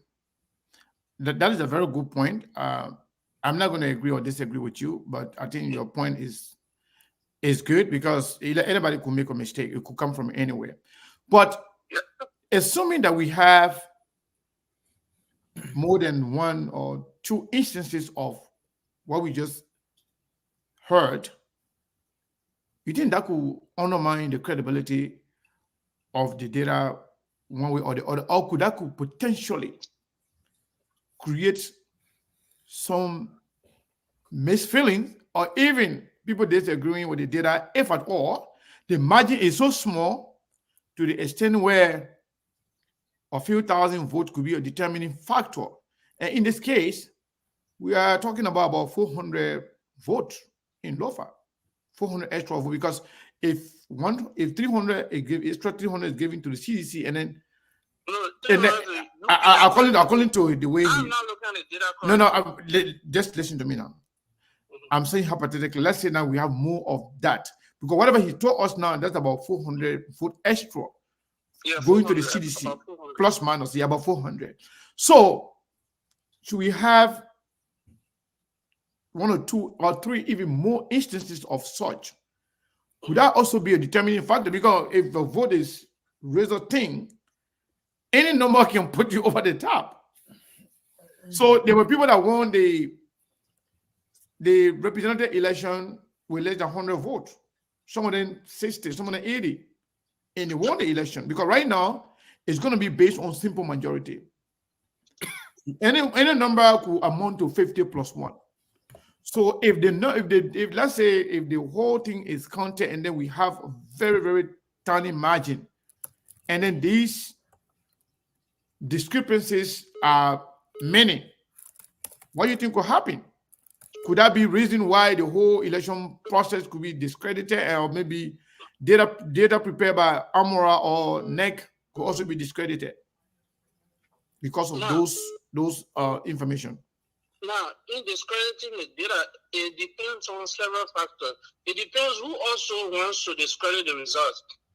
Now, if you are from the kind of feeding with affiliated with the CDC, you could discredit Amara's result. If you also have the kind of feeling that you connected to the Unity Party, you could discredit election commission results, right? Yeah. But the fact that you have some sentiment that will determine whether you can discredit the result from either side. But to my point, what I'm saying, either of the two parties could make a mistake. All right. There was some representative election, the numbers that were called were below what they actually got, as per what they got on their parity, right? But for the fact that they have, look at, for me to raise the contention if I have been winning the election already, and even though 100 votes were taken from me, right? But Ali, your line is dropping off and on. So conclude so I can take the next caller. For some reason, I don't know, your line is dropping off and on. Yeah, probably because I'm in the car, that's why. For some reason, election commission data should be validated, and then there should be thorough scrutiny of the data. If you thoroughly scrutinize the data, thereby you will know whether the election commission data are correct or wrong. Okay, no problem. Once we get all the information, we will make that comparative analysis about all of them. But thank you so much, my brother. We appreciate your time. Thank you. So Brazilian monk, I have a question for you. Something that, why is it that call a hold on, let me Brazilian monk talk about this again before then we'll come to you. Why is it that some Unity Party supporters are still, losing their sleep over the ANC people? Why are they so hateful about it? Because anybody who disagree with the Unity Party, anybody who says something different about Unity, they always putting it on ANC. I've been seeing them writing, attacking ANC people when ANC is no longer even in the race. In the election. Why are they so? Why they can stand the ANC people? What's going on? So, are you telling me so if Unity Party wins the election, they're going to be targeting ANC people? Yeah. This It's is the same people who saw the election result. They want to make you to feel that the election was how? So if they lose the election, are they going to be blaming the? Yeah, they will blame the CPP as well. Most especially the ANC. It's a kind of obsession I've never seen before. So why are they also obsessed with the ANC people? I have no idea. I have no idea. It's a kind of obsession I've never seen before that I think the ANC or the CPP were more of a target than even George Weah. That's why they told you that the election was more of a referendum on Cummings than even on George Weah. And that's why the CDC people believe that they will win this thing. You see, the last caller made a very salient point because it happened even in the great United States. In the 2000 election between Al Gore and Jeb Bush, Miami-Dade County in Florida, when they went to forensic investigation, everything looking at the numbers at the Supreme Court. You know the difference between the both parties? In a country of more than 300 million people, less than 575 vote different. Hey, can you imagine that? So that's why the CDC people believe that if this margin is tight, and he's saying the discrepancy can come from either side. For Amara Konneh, we have raised the flag twice on his numbers. So it doesn't mean that NEC is not capable of repeating the same mistake. There is a possibility. That's why it looked more like they are getting prepared for court rather than determining who wins. That's why it's going to. Because we know, I told you there will be another blue plastic bag moment in this election. CDC know the game that they are playing. They are keeping the tally sheet intact. Amara Konneh is trying to build a case because he understands, he knows there is a higher probability that if the result come out tomorrow, there is a possibility Weah could be declared the winner. The question is, what do you do if Weah is announced the winner? So Amara Konneh, from what I'm looking at, is more of a court proceeding than trying to prove a point about winning an election. So everybody should stop celebrating. We've been saying it on SKTV for the longest. Stop your celebration. You have no reason to celebrate. And somebody call and say, oh, you got almost 99.9% of Amara Konneh numbers being reported, but equally so, NEC is telling us that they got 14% outstanding nationwide. That is enough to blow up any lead that Joseph Boakai holds. Monk, before I take the next caller, though, yes, so that 14% that is outstanding, we do not have an idea as to how much they're going to be. Yes. Do we know? We cannot tell how you're going to break out. We cannot tell which portion of the country. But do we know whether that could amount to 50,000, 70,000, or maybe less? Oh, yes. Looking at the number of people that participate, you can make the case that it will be a little over 40,000 votes.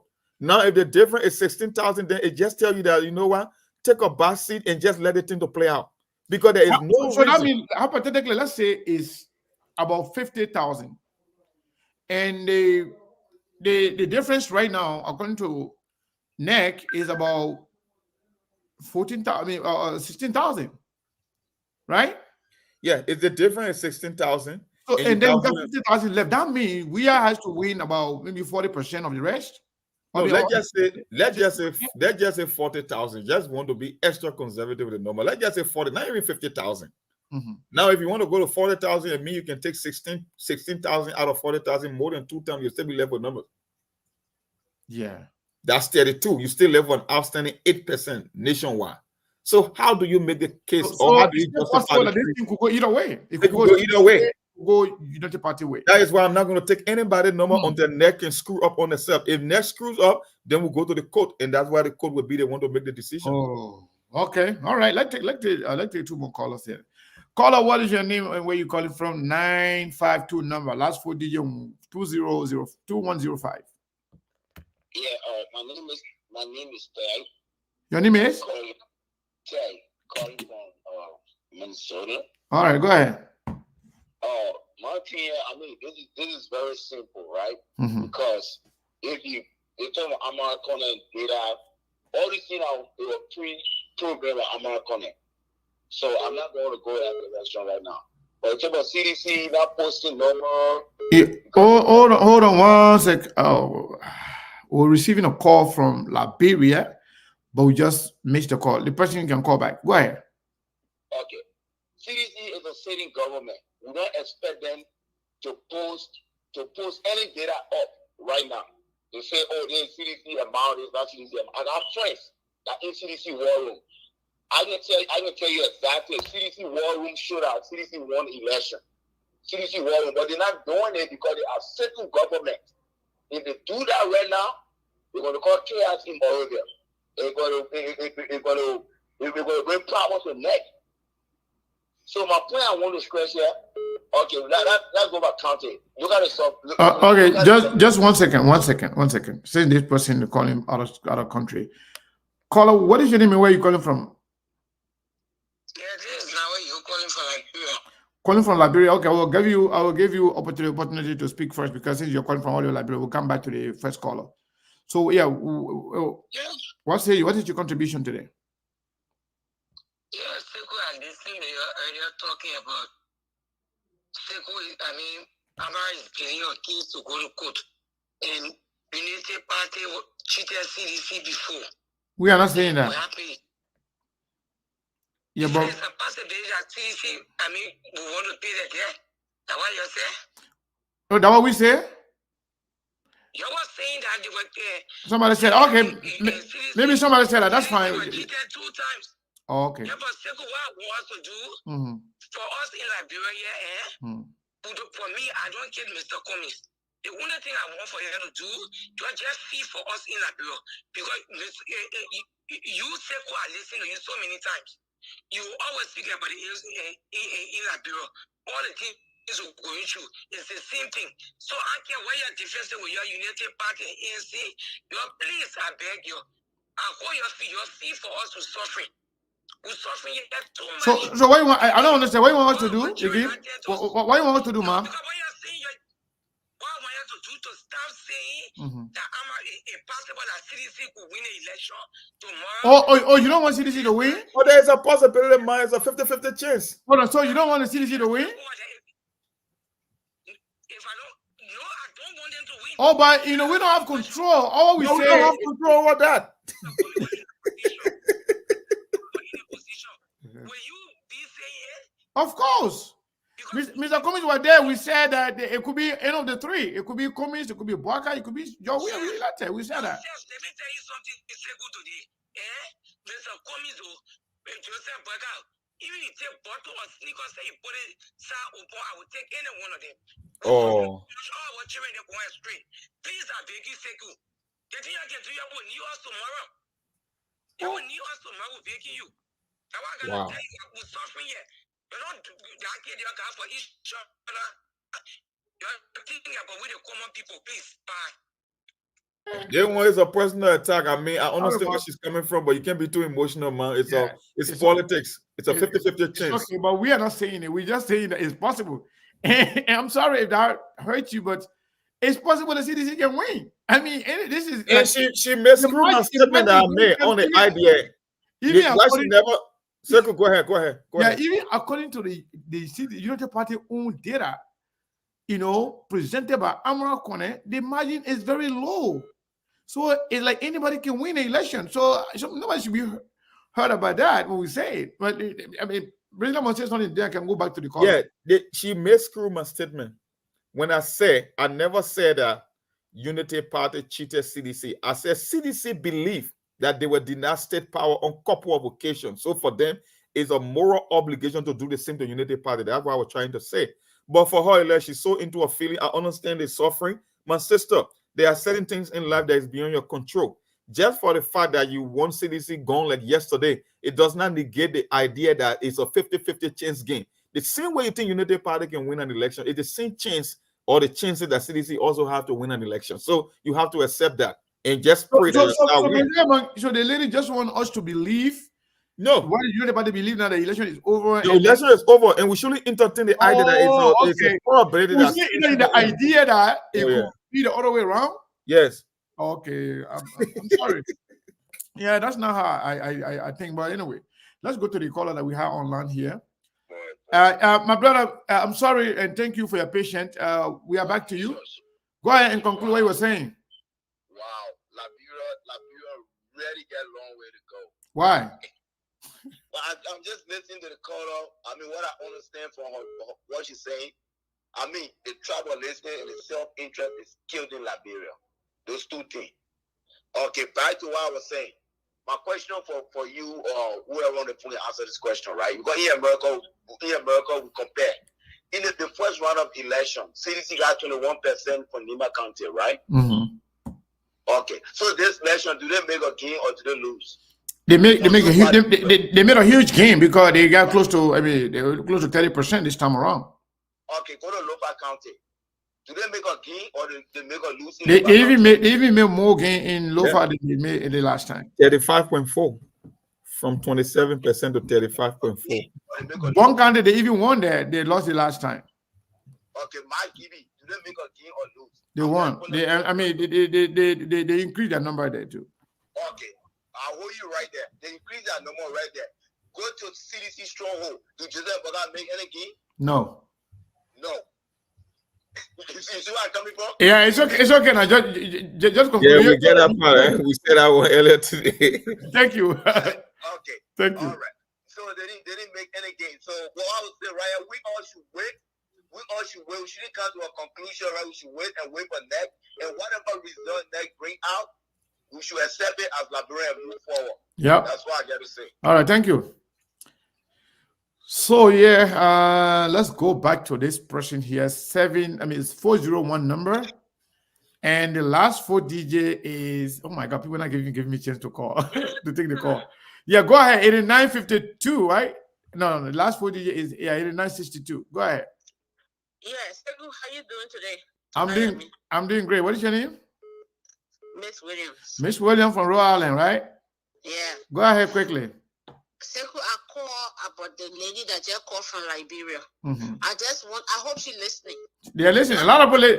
Let me tell you something that if you don't know. Most of the key people, especially the people that really, really worry about Liberia, most of the leaders are watching and listening. Okay. We are seeing about 600 plus people. Maybe you guys are not seeing all the people that are watching. But we have people watching on Instagram. We have people watching on YouTube. We have people watching on both. Somebody even said that they are watching on SKTV Live that don't have a lot of viewership. They think that they're putting that only, network. No, we are having multiple networks that we are streaming on. So wheresoever you're watching, just say whatever you gotta say. Call in if you want to call in. We don't worry about viewership. The show we did this morning, right? We had about 700 people on the screen or less than that. By the time the show finished, I saw like we had more than 10,000 viewers. Before we started the other show, that show were at like 14,000 viewers. So we don't worry about viewers. We come here to talk the issue, to discuss the issue. Liberian people are following. We have 432,000 followers. So we don't worry about the numbers on the screen. I know. So go ahead, go ahead and conclude. I mean, what she said to you, that's what made me mad to come on to address her. My sister, the devil when you're dressed in Liberia, you don't want to talk about that devil you're brought to town. So your own devil coming after you shouldn't take it on people that order Liberia. This is a show that will come for them to educate us on political issues. So don't say they say, oh, we will win and we will not win. People voted for we are 2017. You're the one dressed that devil. You're brought in. We told you said no. We brought Mr. Cummings this year. You rejected him. So between you, anybody that win, we agree. We understand. We agree. Okay. So you're not Johnny. You're not Johnny. We agree. Yeah, the we agree revolution, right? My sweatsuit. I agree. So you and Steven on the same team now? We're on the same team, though. We're on it. All right, thank you, man. So we can listen to you analyze the things that are going so we can get some education. It's all right, Mama. Thank you. Thank you so much. Let's leave it there. Let's take this caller right here. 267 number. 267 last 4 DJ is 8328. What is your name and where you calling from? Yeah. Hi, this is Alicia. I'm calling from the US this evening. You calling from where? I wanna from the US. Oh, you don't. Well, come on now. What kind of place called US? You don't know the state you live in. Come on now. I said Philadelphia. Okay, I thought you said you here. Okay, yeah, Philadelphia. Now I hear you. Go ahead, man. Go ahead. Yeah, the thing is, I just call on the show to, send a word of encouragement to my physician brothers and sisters out there to just let them know that they shouldn't panic because this election is yet over. President Weah has a huge chances of winning this election and will win this election. Why I say so? From the first round, I think the UP got 134,000 votes in Amara County. They also accumulated 73% for Rofa County. With that, the one Bon County, Makipi, Bomi, Muscarado, and Papalu. So at the end of the day, we came back and still won it in the first round. So how is it possible that UP can win this election when they didn't accumulate more votes in the Southeast? The vote in Amara County reduced from 134,000 to 109,000 with 22% less. And then we go into Nova County and accumulating 35% more higher than what we got in the first round. So the mathematician and also getting Bon County, we winning Bon County also back, and they are tapping most of our 6,000 points. I don't see the possibility or immediate party, winning this election, but we just have to be patient. People are creating situation at the end of the day to create, probably in the street of morals to say, oh, we had it and somebody took it from us, and 13% is still there. So we will win this election now with a very high margin, but I can tell you for a fact that President Weah will win as he did in the first round. Thank you so much for having me on your show. Wow. Thank you. Wow. President Mond, I mean, that was a compelling argument too. You know the lady that called from Liberia? Yeah. I understand where she's coming from. And even the ones that would claim to be highly educated that live in this country that got all the masters and the PhD, they hold that same sentiment. They just won't be able to say like she said it. It's a probability game with two political parties. So it tells you it's a 50-50 chance of both sides winning. The reason they leave this show, I told them from day one, if anyone is interested in real news and analysis, SKTV should be the premier platform in the entire political arena of Liberia. Yep. But we don't tell them things that they want to hear. So they go to other platforms that will trigger their emotion. That's just what she was able to express with that call she made. Yep. The idea that the whole is, since Amara Konneh have tabulated almost 99.9% of his vote, of their war room tally sheet, the election is over. It is only on the platform we are making the case that, what? Because it's a 50-50 chance, because there was a possibility that there is a possibility that we could win with the outstanding vote, and looking at what we saw in first round, you cannot make the case that this thing is over with, and that's why they don't want to hear. It's not over. It's not over. It's not over. Yeah, just because you support a side, you cannot eliminate the probability of the other side winning when you have only two horses in the race. It just don't make sense, my sister. I know we, like the other lady said, we told you, we gave you an alternative in this election. You rejected it. You wanted these two, and you are left with those two. Why you want to blame other people?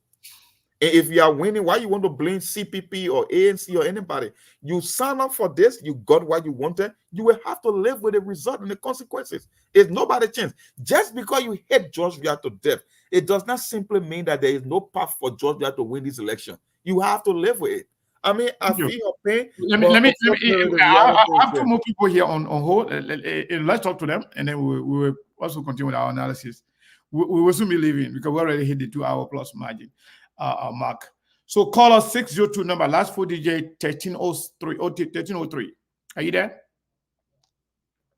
Hello? 602 number, last 4 DJ 1303.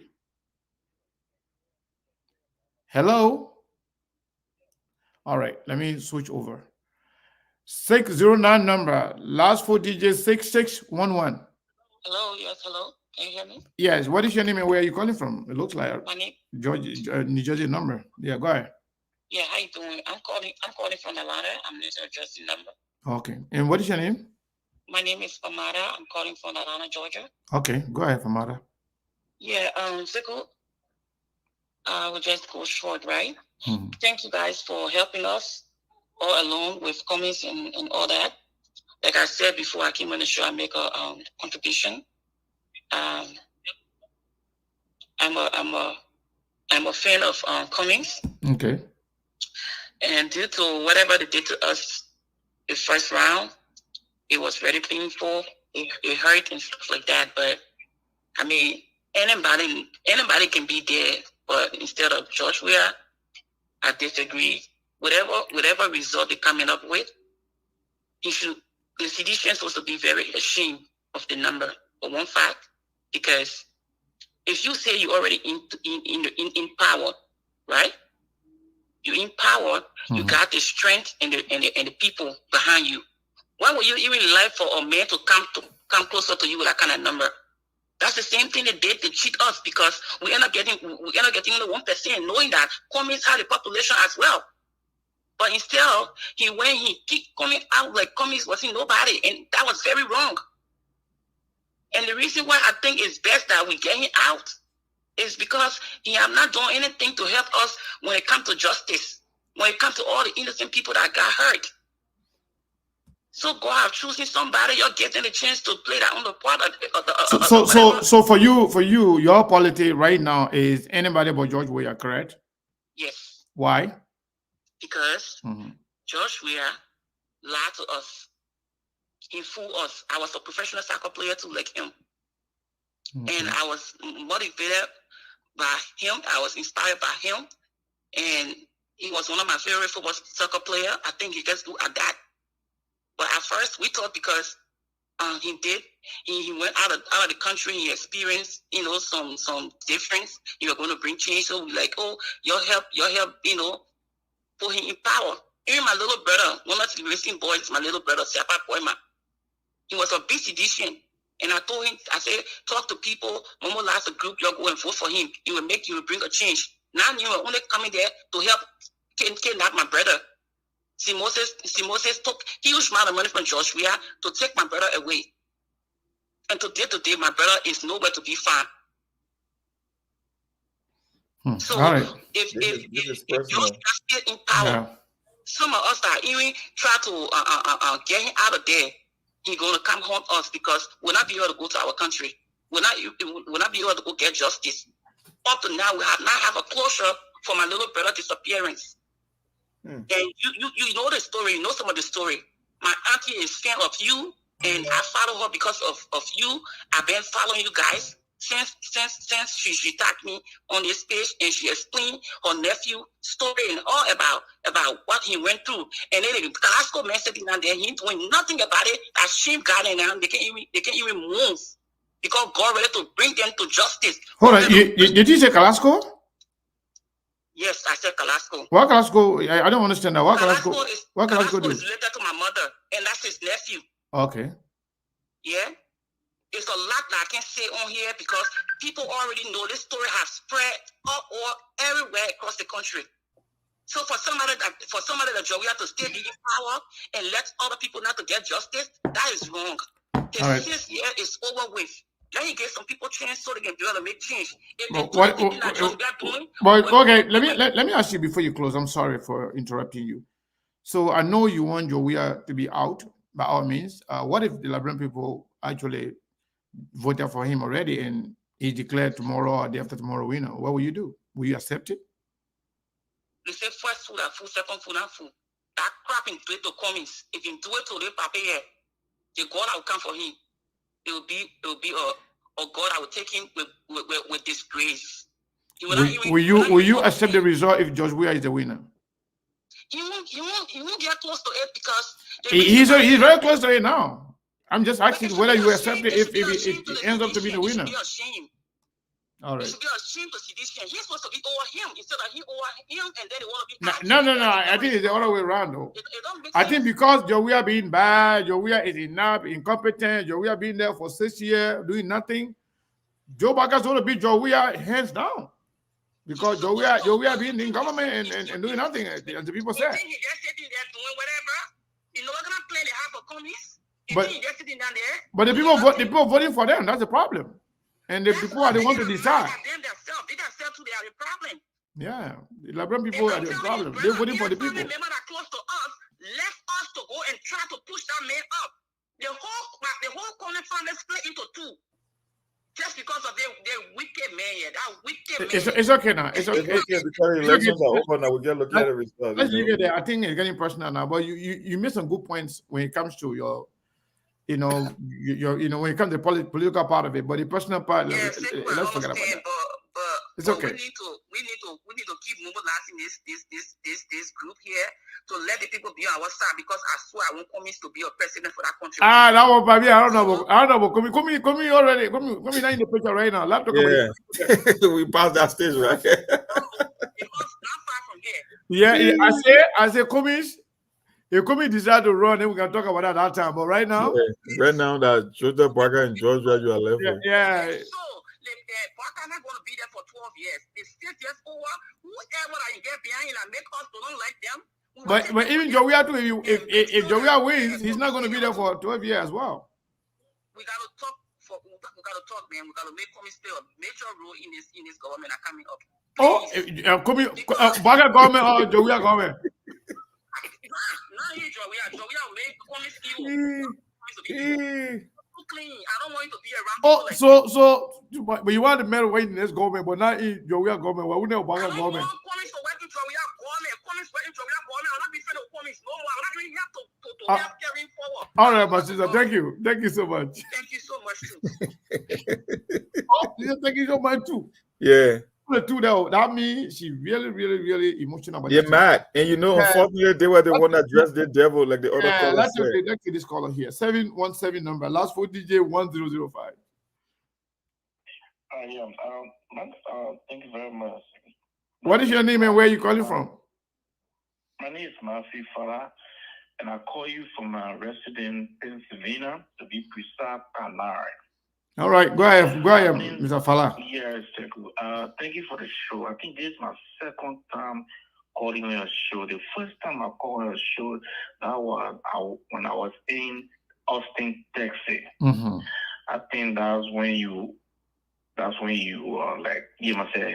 went head to head with the Joseph Parker issue. Oh, okay. I remember that was 3 years ago. 3 years ago, I remember. Oh, 3 years ago? Damn, but then you've been following SKTV for a while. Yeah. In fact, now I just moved in Pennsylvania, and I said 3 years, my second time on the show. But anyway, thank you. Thank you for thinking it right way. I'm not trying to say the Siku family is paid up or because of I'm not going personal. But it was many changes anyway. But it's if you look at the Liberian, I think I'm not trying to say who the Liberian. Some of the Liberian, I think they will lack of understanding. I think mathematically we are way beyond reality. Yeah. What our problem is, we always allow people to think for us. Look at the election. Realize it's not book thing. It's not someone get degree.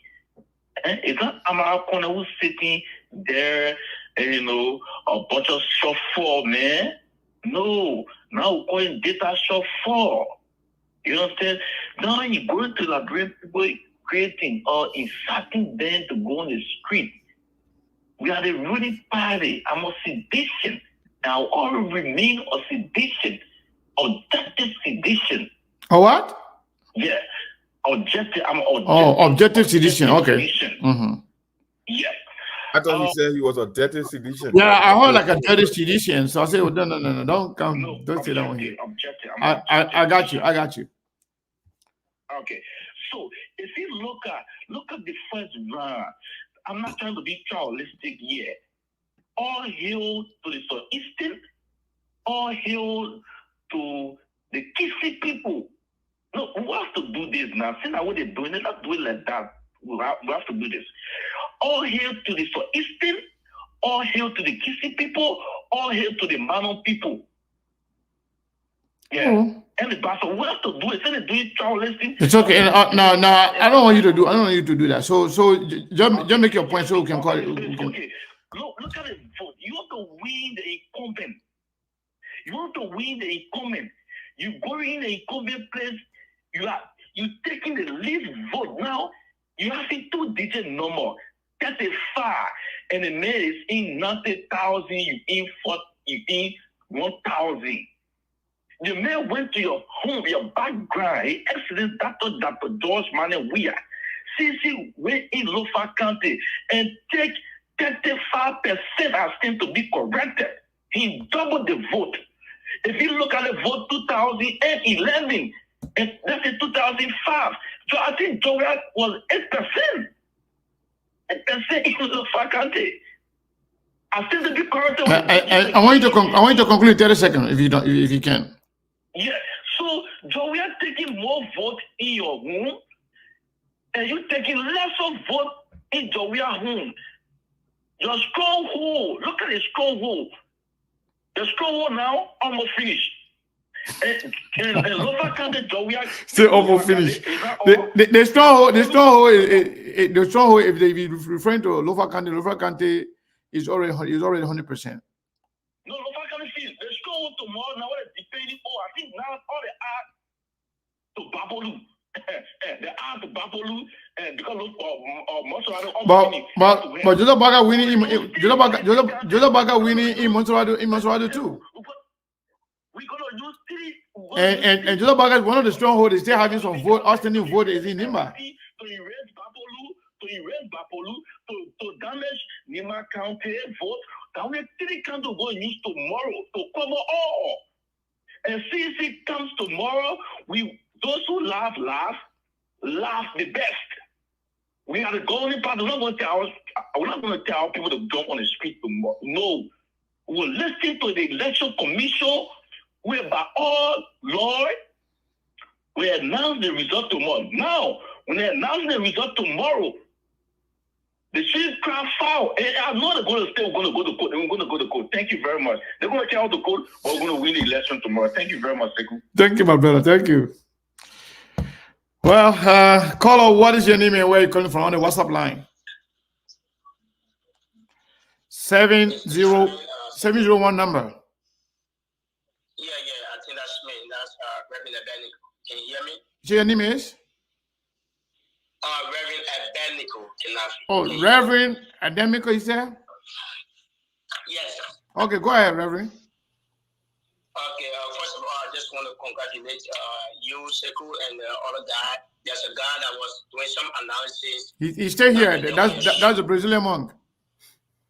Okay. I want to say kudos to him. I mean, I really admire his analysis. I think he's very objective to what he said. I'm a supporter of the CDC, but I'm going to be very much equilibrium here. Whoever wins. The people voice, the vote must be accepted. One thing I want to throw out there, Sekou, why are we giving credence to this guy from the UP who brought up these numbers? Why are we giving credence to him over the election commission? Why are we doing that? He's not credible enough to announce or give number for people that said over the election commission. The election commission is the final thing. All right. But the guy was very clear though. He was very clear. He made a disclaimer and saying that whatever number he's giving is not official. Is the National Elections Commission that is clear with the authority to give the final verdict. Even if it's clear, anybody can come out and say anything that is more clearer than things. So should we accept them to go on the street? No. But he didn't, and no, to his credit, he said to the people that nobody should go on the street, they should wait for an egg. He said that. I'm not trying to defend him, but I'm just trying to be honest and tell you exactly what happened. Not because you don't like him, not because you don't like what he's doing. Yeah, I'm not defending him, but I have to say tell you exactly what what he said. That honesty cannot be accepted when he's not legitimate to say what he said. I mean, you can go and put any number of data, but we have to wait for the election commission. So you're saying it doesn't have the right to say what he said? No. I say he has the right to say what he said, but it should be credible for people that said, that UP have won. Okay. UP won. When UP win the election, Joseph Walker is a Liberian. We accepted and embraced it. The George we are win, we accepted and embraced it. But the problem is that a lot of discrepancies are coming about that, confusing our people. Most of our people are 99, let's say 90 or 95% illiteracy. And they're going to use that against our people, to psychologize their mind. All right? But I can tell you the election is still going on, the country is still going on. Tomorrow it will be different. I'm not going to say I'm more spiritual, I'm going to prophesy that people are going to win. Whoever wins, wins. But the problem is we should accept the results. All right, thank you. I think the guy told the Babu or who the guy that Babu, tomorrow Babu will devour cola. Okay. I want to say credit to him and credit to SK. I've been watching, but I never called on your show before. I wish I could support your show the coming days. But the woman that just spoke, the last one that spoke and was so personal. Let Opon kill our parents, call it that. We're not supposed to embrace the kind of thing. Opon is individual. The government have other agencies that deal with these matters. I don't know why the Liberian people don't graduate, our mentality will lead. I want you to conclude now if you can, my brother. Okay, my conclusion is, we're all Liberians. Well, no matter who you support, whoever wins. Let's keep calm. That we shouldn't put nobody on the street. We shouldn't encourage nobody to go on the street and what I feel. And let embrace whoever wins. Whoever wins is the people's voice, and the people's voice should be accepted and be respected. And say, God bless you, God bless Babu. I wish I could meet that personally. Brazilian monk. That's Brazilian monk. Okay, monk. Amen. All right, thank you. I salute him. So the guy understood the monk to be like a monkey, and then he called it Babu. Babu.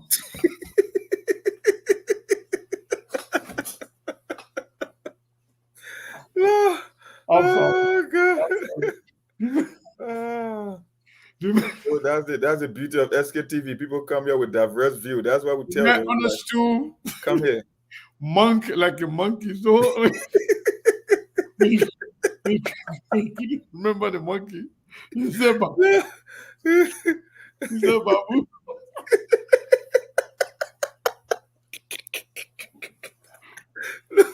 I'm sorry. I'm dying. Oh my God. He was actually looking for the name. He said Babu. You wanted to say monkey? He said monkey. He said monkey. When you couldn't get a monkey, he said Babu. He said, you appreciate it, Babu. But for real, Sekou, I must say I enjoyed the show tonight, especially from the two female callers that called last. We tell our people, when you're making decisions in politics, you cannot be emotional. It's about your future. It's about your children's future. That lady that called from Liberia, the lady who just called that said, I don't know, Carrasco is related to some of her relatives that were killed. You see, we told them before, in as much as we love George Weah, we all knew that George Weah was never capable to run the country of Liberia. But that's why they choose at the time. And it's about politics. The choices you make, you have to live by those choices. I'll be right back. I know. The choices you will make, your children will live by it, maybe your grandchildren, because it's all about policy decisions that are going to affect your future. I know most of you guys are mad, but we told you guys, this is what you sign up for. This is what you subscribe to. You have options. We told you every day, if you want something better for Liberia, try to avoid these two. But unfortunately, most of you at the time just couldn't think past your feelings. So this is what you get. You will have to live for it, my sister or my sisters. It's just the nature of the game. Every 6 years, you have one opportunity to cast your ballot. And we keep telling you guys, once that ballot leaves your hand, the rest is history. Presidents are given 6 and 12 years to make decisions for your life. And you You only got maybe 30 seconds from the time you enter that voting booth to cast your ballot, and that's it for you. So every time you have that opportunity, make the most out of it. You see, sometimes when I look at the Pazawis of the world, the Obe Nan, the same Prophet Key, and all these people you're listening to, these people were the same folks that were in their emotions or 6 years ago, pushing the Georgia agenda. So, my sister, in as much as you hate the president or you don't want him based on what he did, you guys were the same one that brought him to power, and we will have to live with the decision. So you can pick either side. The campaign time is over. We are only looking at the results now. So whether you want to pull your vote back is impossible. You cannot change the outcome of your decision you made. You just have to brace yourself for the impact and the outcome that will come of the result. We are past that campaign stage and shifting blame, whether you hate the CPP, whether you hate George. It's over now. We are into another phase of the game. It's all about result. It's all result driven. So people got to calm their emotion down. But the one thing we keep telling you, SKTV, every single time, we will give it to you free, unbiased. We're not going to pick a side. We are not going to skew the information just to appeal to you, no, or to tame down your emotions. We will tell you just where it is, and you will have to live with it.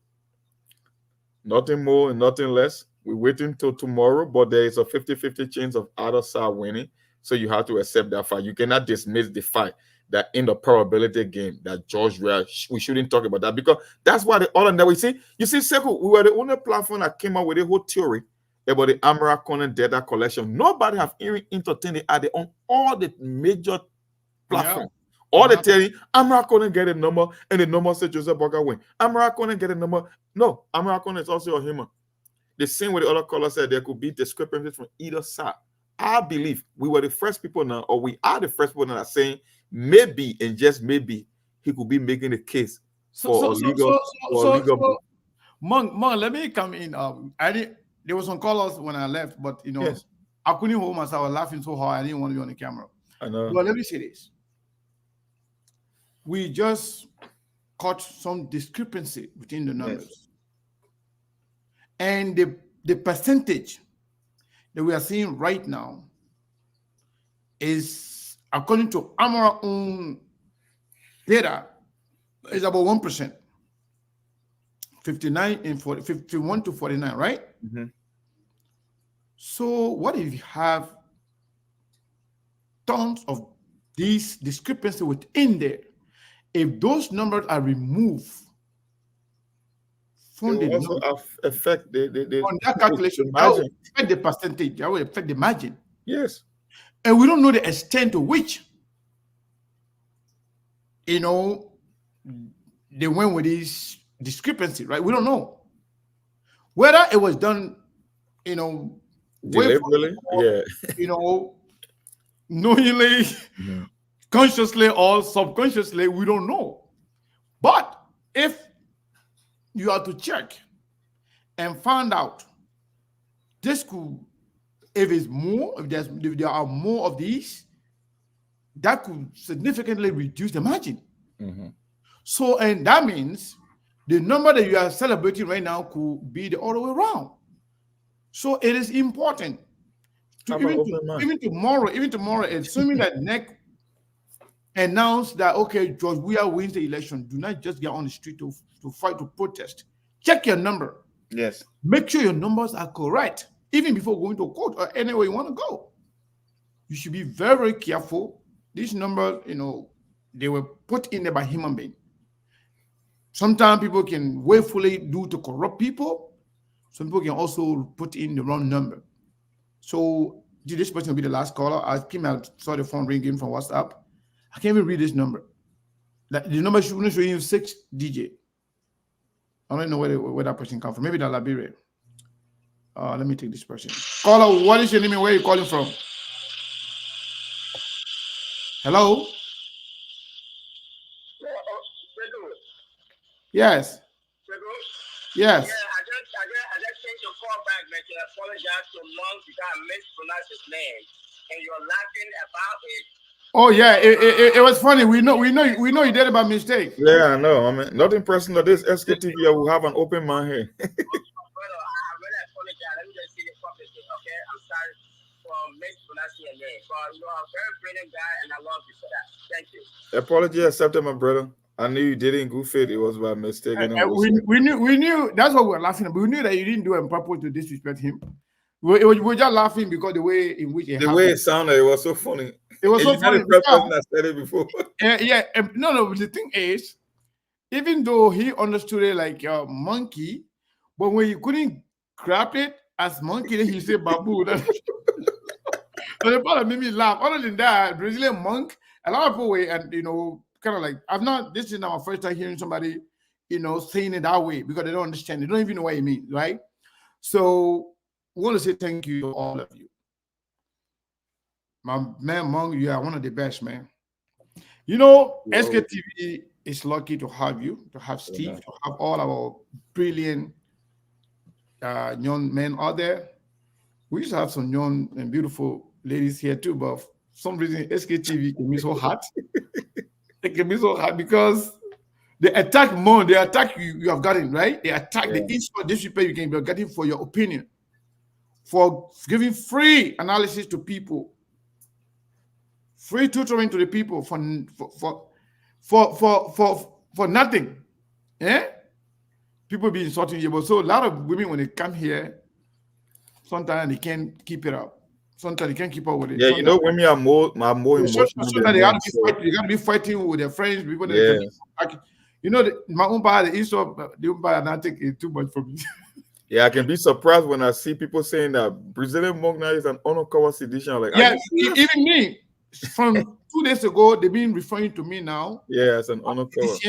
Yeah. Now, when I come, they say I'm CDC. I'm supposed to CDC. I'm a Jehovah's person now. As a matter of fact, when we started the show today, they said we were CDC platform. And when we were discussing about Amara Konneh, the level of professionalism displayed. Like your man Genuine. We were happy about that. Good analysis, Sekou, you're doing good. Yeah, because that's who they are. That's who they are. And we gave Amara Konneh what he deserved. But that doesn't mean those numbers are real. I mean, those numbers, we don't know who's going to win. And we believe that this is anybody win. Is anybody? Joey can win this thing tomorrow. Waka could win. We'll be here to analyze it. Mm-hmm. I happen and Waka could win it tomorrow too. We'll be here to analyze it. And let me say this to you, all of you guys. Whether it's George Weah or former Vice President Joseph Boakai, we as Liberian Media Institution, one of the major institutions, we will respect the way of the Liberian people. Oh yeah, for sure. That's the overall objective. The way of the Liberian people. We can call it a night. Yep. So you have anything to close, or we can just let me just say my parting comment. You just said it all. The will of the Liberian people be respected because the data told us that George Weah and Joseph Boakai were the two front runners the Liberian people choose to settle on. So we cannot, in as much as some of us, from the day when we came on this platform, I said the guy who was supporting Liberia, if you were to put on the ballot again, I would do it 1,000 times without skipping a beat. Some of us will raise the red flag from 2017 when you guys were being emotional with your Georgia presidency. We told you from day one.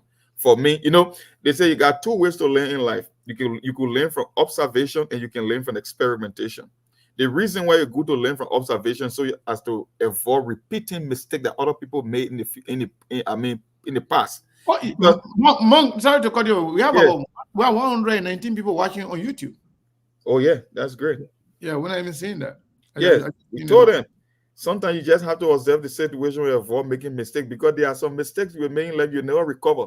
So you don't have to always learn from experiment. You can just see some things and avoid doing it. I felt I felt for that lady that called from Liberia, even though I disagree with her politically, but I know what she's going through. The thing our people going through back there in terms of the living condition, especially for people for women that have kids. It's not an easy thing. But my sister, there is nothing we can do. That politics. That is why elections are important. That is why your decision count. Because there are people that were available in this race to help change the economic trajectory of this country, but you never pick them. So there is nothing we can do in as much as we share your pain. Every election is not about emotion. It's about making the best decision for not only you, but for your children's future. So that's my point. This peace and security of the state is more paramount. We will respect the work of the Liberian people, and we'll continue to be the middleman and be objective on these platforms for as long as we can. That's the only reason I was attracted. You have never seen me on any social media platform. Maybe once in a while I used to show up the Lofa Jula show, but I picked SKTV for a reason. And Monk, to tell you this, I forgot to announce it to our people. Yes. Today, right after that presentation of Amara on the Spoon Network, SKTV reached out. We inform him, we listen, we follow. We're going to be analyzing it. If he cares, yeah, he can come and defend it. He can't defend it yet. He said it may not be today because he was exhausted. I know it's not easy. So Amara Konneh could probably come on here tomorrow to talk to SKTV, to answer some of the concerns, and especially when we have identified through some of our fans and supporters some manual discrepancy, because it could be large, we don't know yet. Based on what we saw tonight, maybe he will be able to help somehow clarify some of these discrepancies. But hopefully, Mr. Konneh, Minister Konneh, and Senator-elect Mr. Amara Konneh could be here tomorrow. Possibly too. The party people could say, don't go to SKTV. It's possible. But I know Amara Konneh is an independent minded person. He can choose to come or not to. SKTV are here, it will be just fine. But we always give people the benefit of the doubt. So I just want to say that, so that tomorrow we expect him to be here. If not, we will still be here, regardless. So, Monk, thank you so much, my brother. All right, man. Sego, we'll do it again another day. Yeah, good night, my man. We'll see you tomorrow. So, folks, that's it for tonight. We want to say thank you to all of you. We love SKTV fans. You guys are the best. You guys are the best, regardless. You are some of the most committed supporters and fans for any other media platform. And for that, we are grateful. Especially those of you in Liberia, the way you can suffer for data. I want Africa to know exactly what it is to be buying data to watch us. We really appreciate it. Yeah, we really appreciate it. And those of you who've been actually supporting SKTV every now and then with $10, $20, some people $50, some people every Friday, some people, they don't even care about timing. They do it anytime they have something to drop it to SKTV. We appreciate everything you do for SKTV, sharing our platform. The reason why we have 432,000, it was just a few days ago, it was 431,000, to be honest. But this election cycle, this election season is kind of getting, a lot of people are gravitating towards SKTV. Since the first round of the election, a lot of people kind of discover SKTV through the electoral process, through the campaign time. And since that time, our numbers are skyrocketing, going up. We thank you guys. We appreciate you guys. You guys are the best. SKTV fans are the best people. That's why we care less about who's here or who's not here, because we know people who believe and respect and support SKTV will always be here. We always have strangers that will come and go. But we have people that really believe in us, and we respect them so much, and we love you guys so, so much. Again, we'll see you tomorrow. We'll be here. Sometimes we do show two times just because of you guys. Because we want to make sure when we know something, you have to know it. Once we learn something, we want to make sure we pass it on. That's what we do. We thank you so much. We appreciate you. We'll be here tomorrow. We have developing story every now and then. Things are going on, and I can tell you a lot going on, a whole lot going on. Let me play that song that I was playing earlier. I love it. It's just very beautiful song.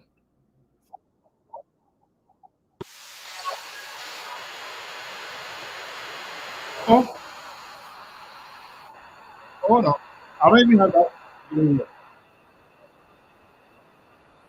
I'm sorry, I tried to play African music, but that music was not in the system because Mom told me to play Jowia video. I think I'll just play that video and close. Where President we was talking about Boakai, he can beat Boakai, Boakai can never beat him. And the propagandists, they're just talking. And they all know that we cannot go to an election in this country. Maybe in other country, Baka can defeat. It's not possible. It's not possible. Baka in government were defeated, and then I'm in government and are doing everything well. You understand? And then it's not possible. What? And the propagandists, they're just talking. And they all know that we cannot go to an election in this country. Maybe in other country, Baka can defeat. It's not possible. It's not possible. Baka in government were defeated, and then I'm in government and are doing everything well. You understand? And then it's not possible.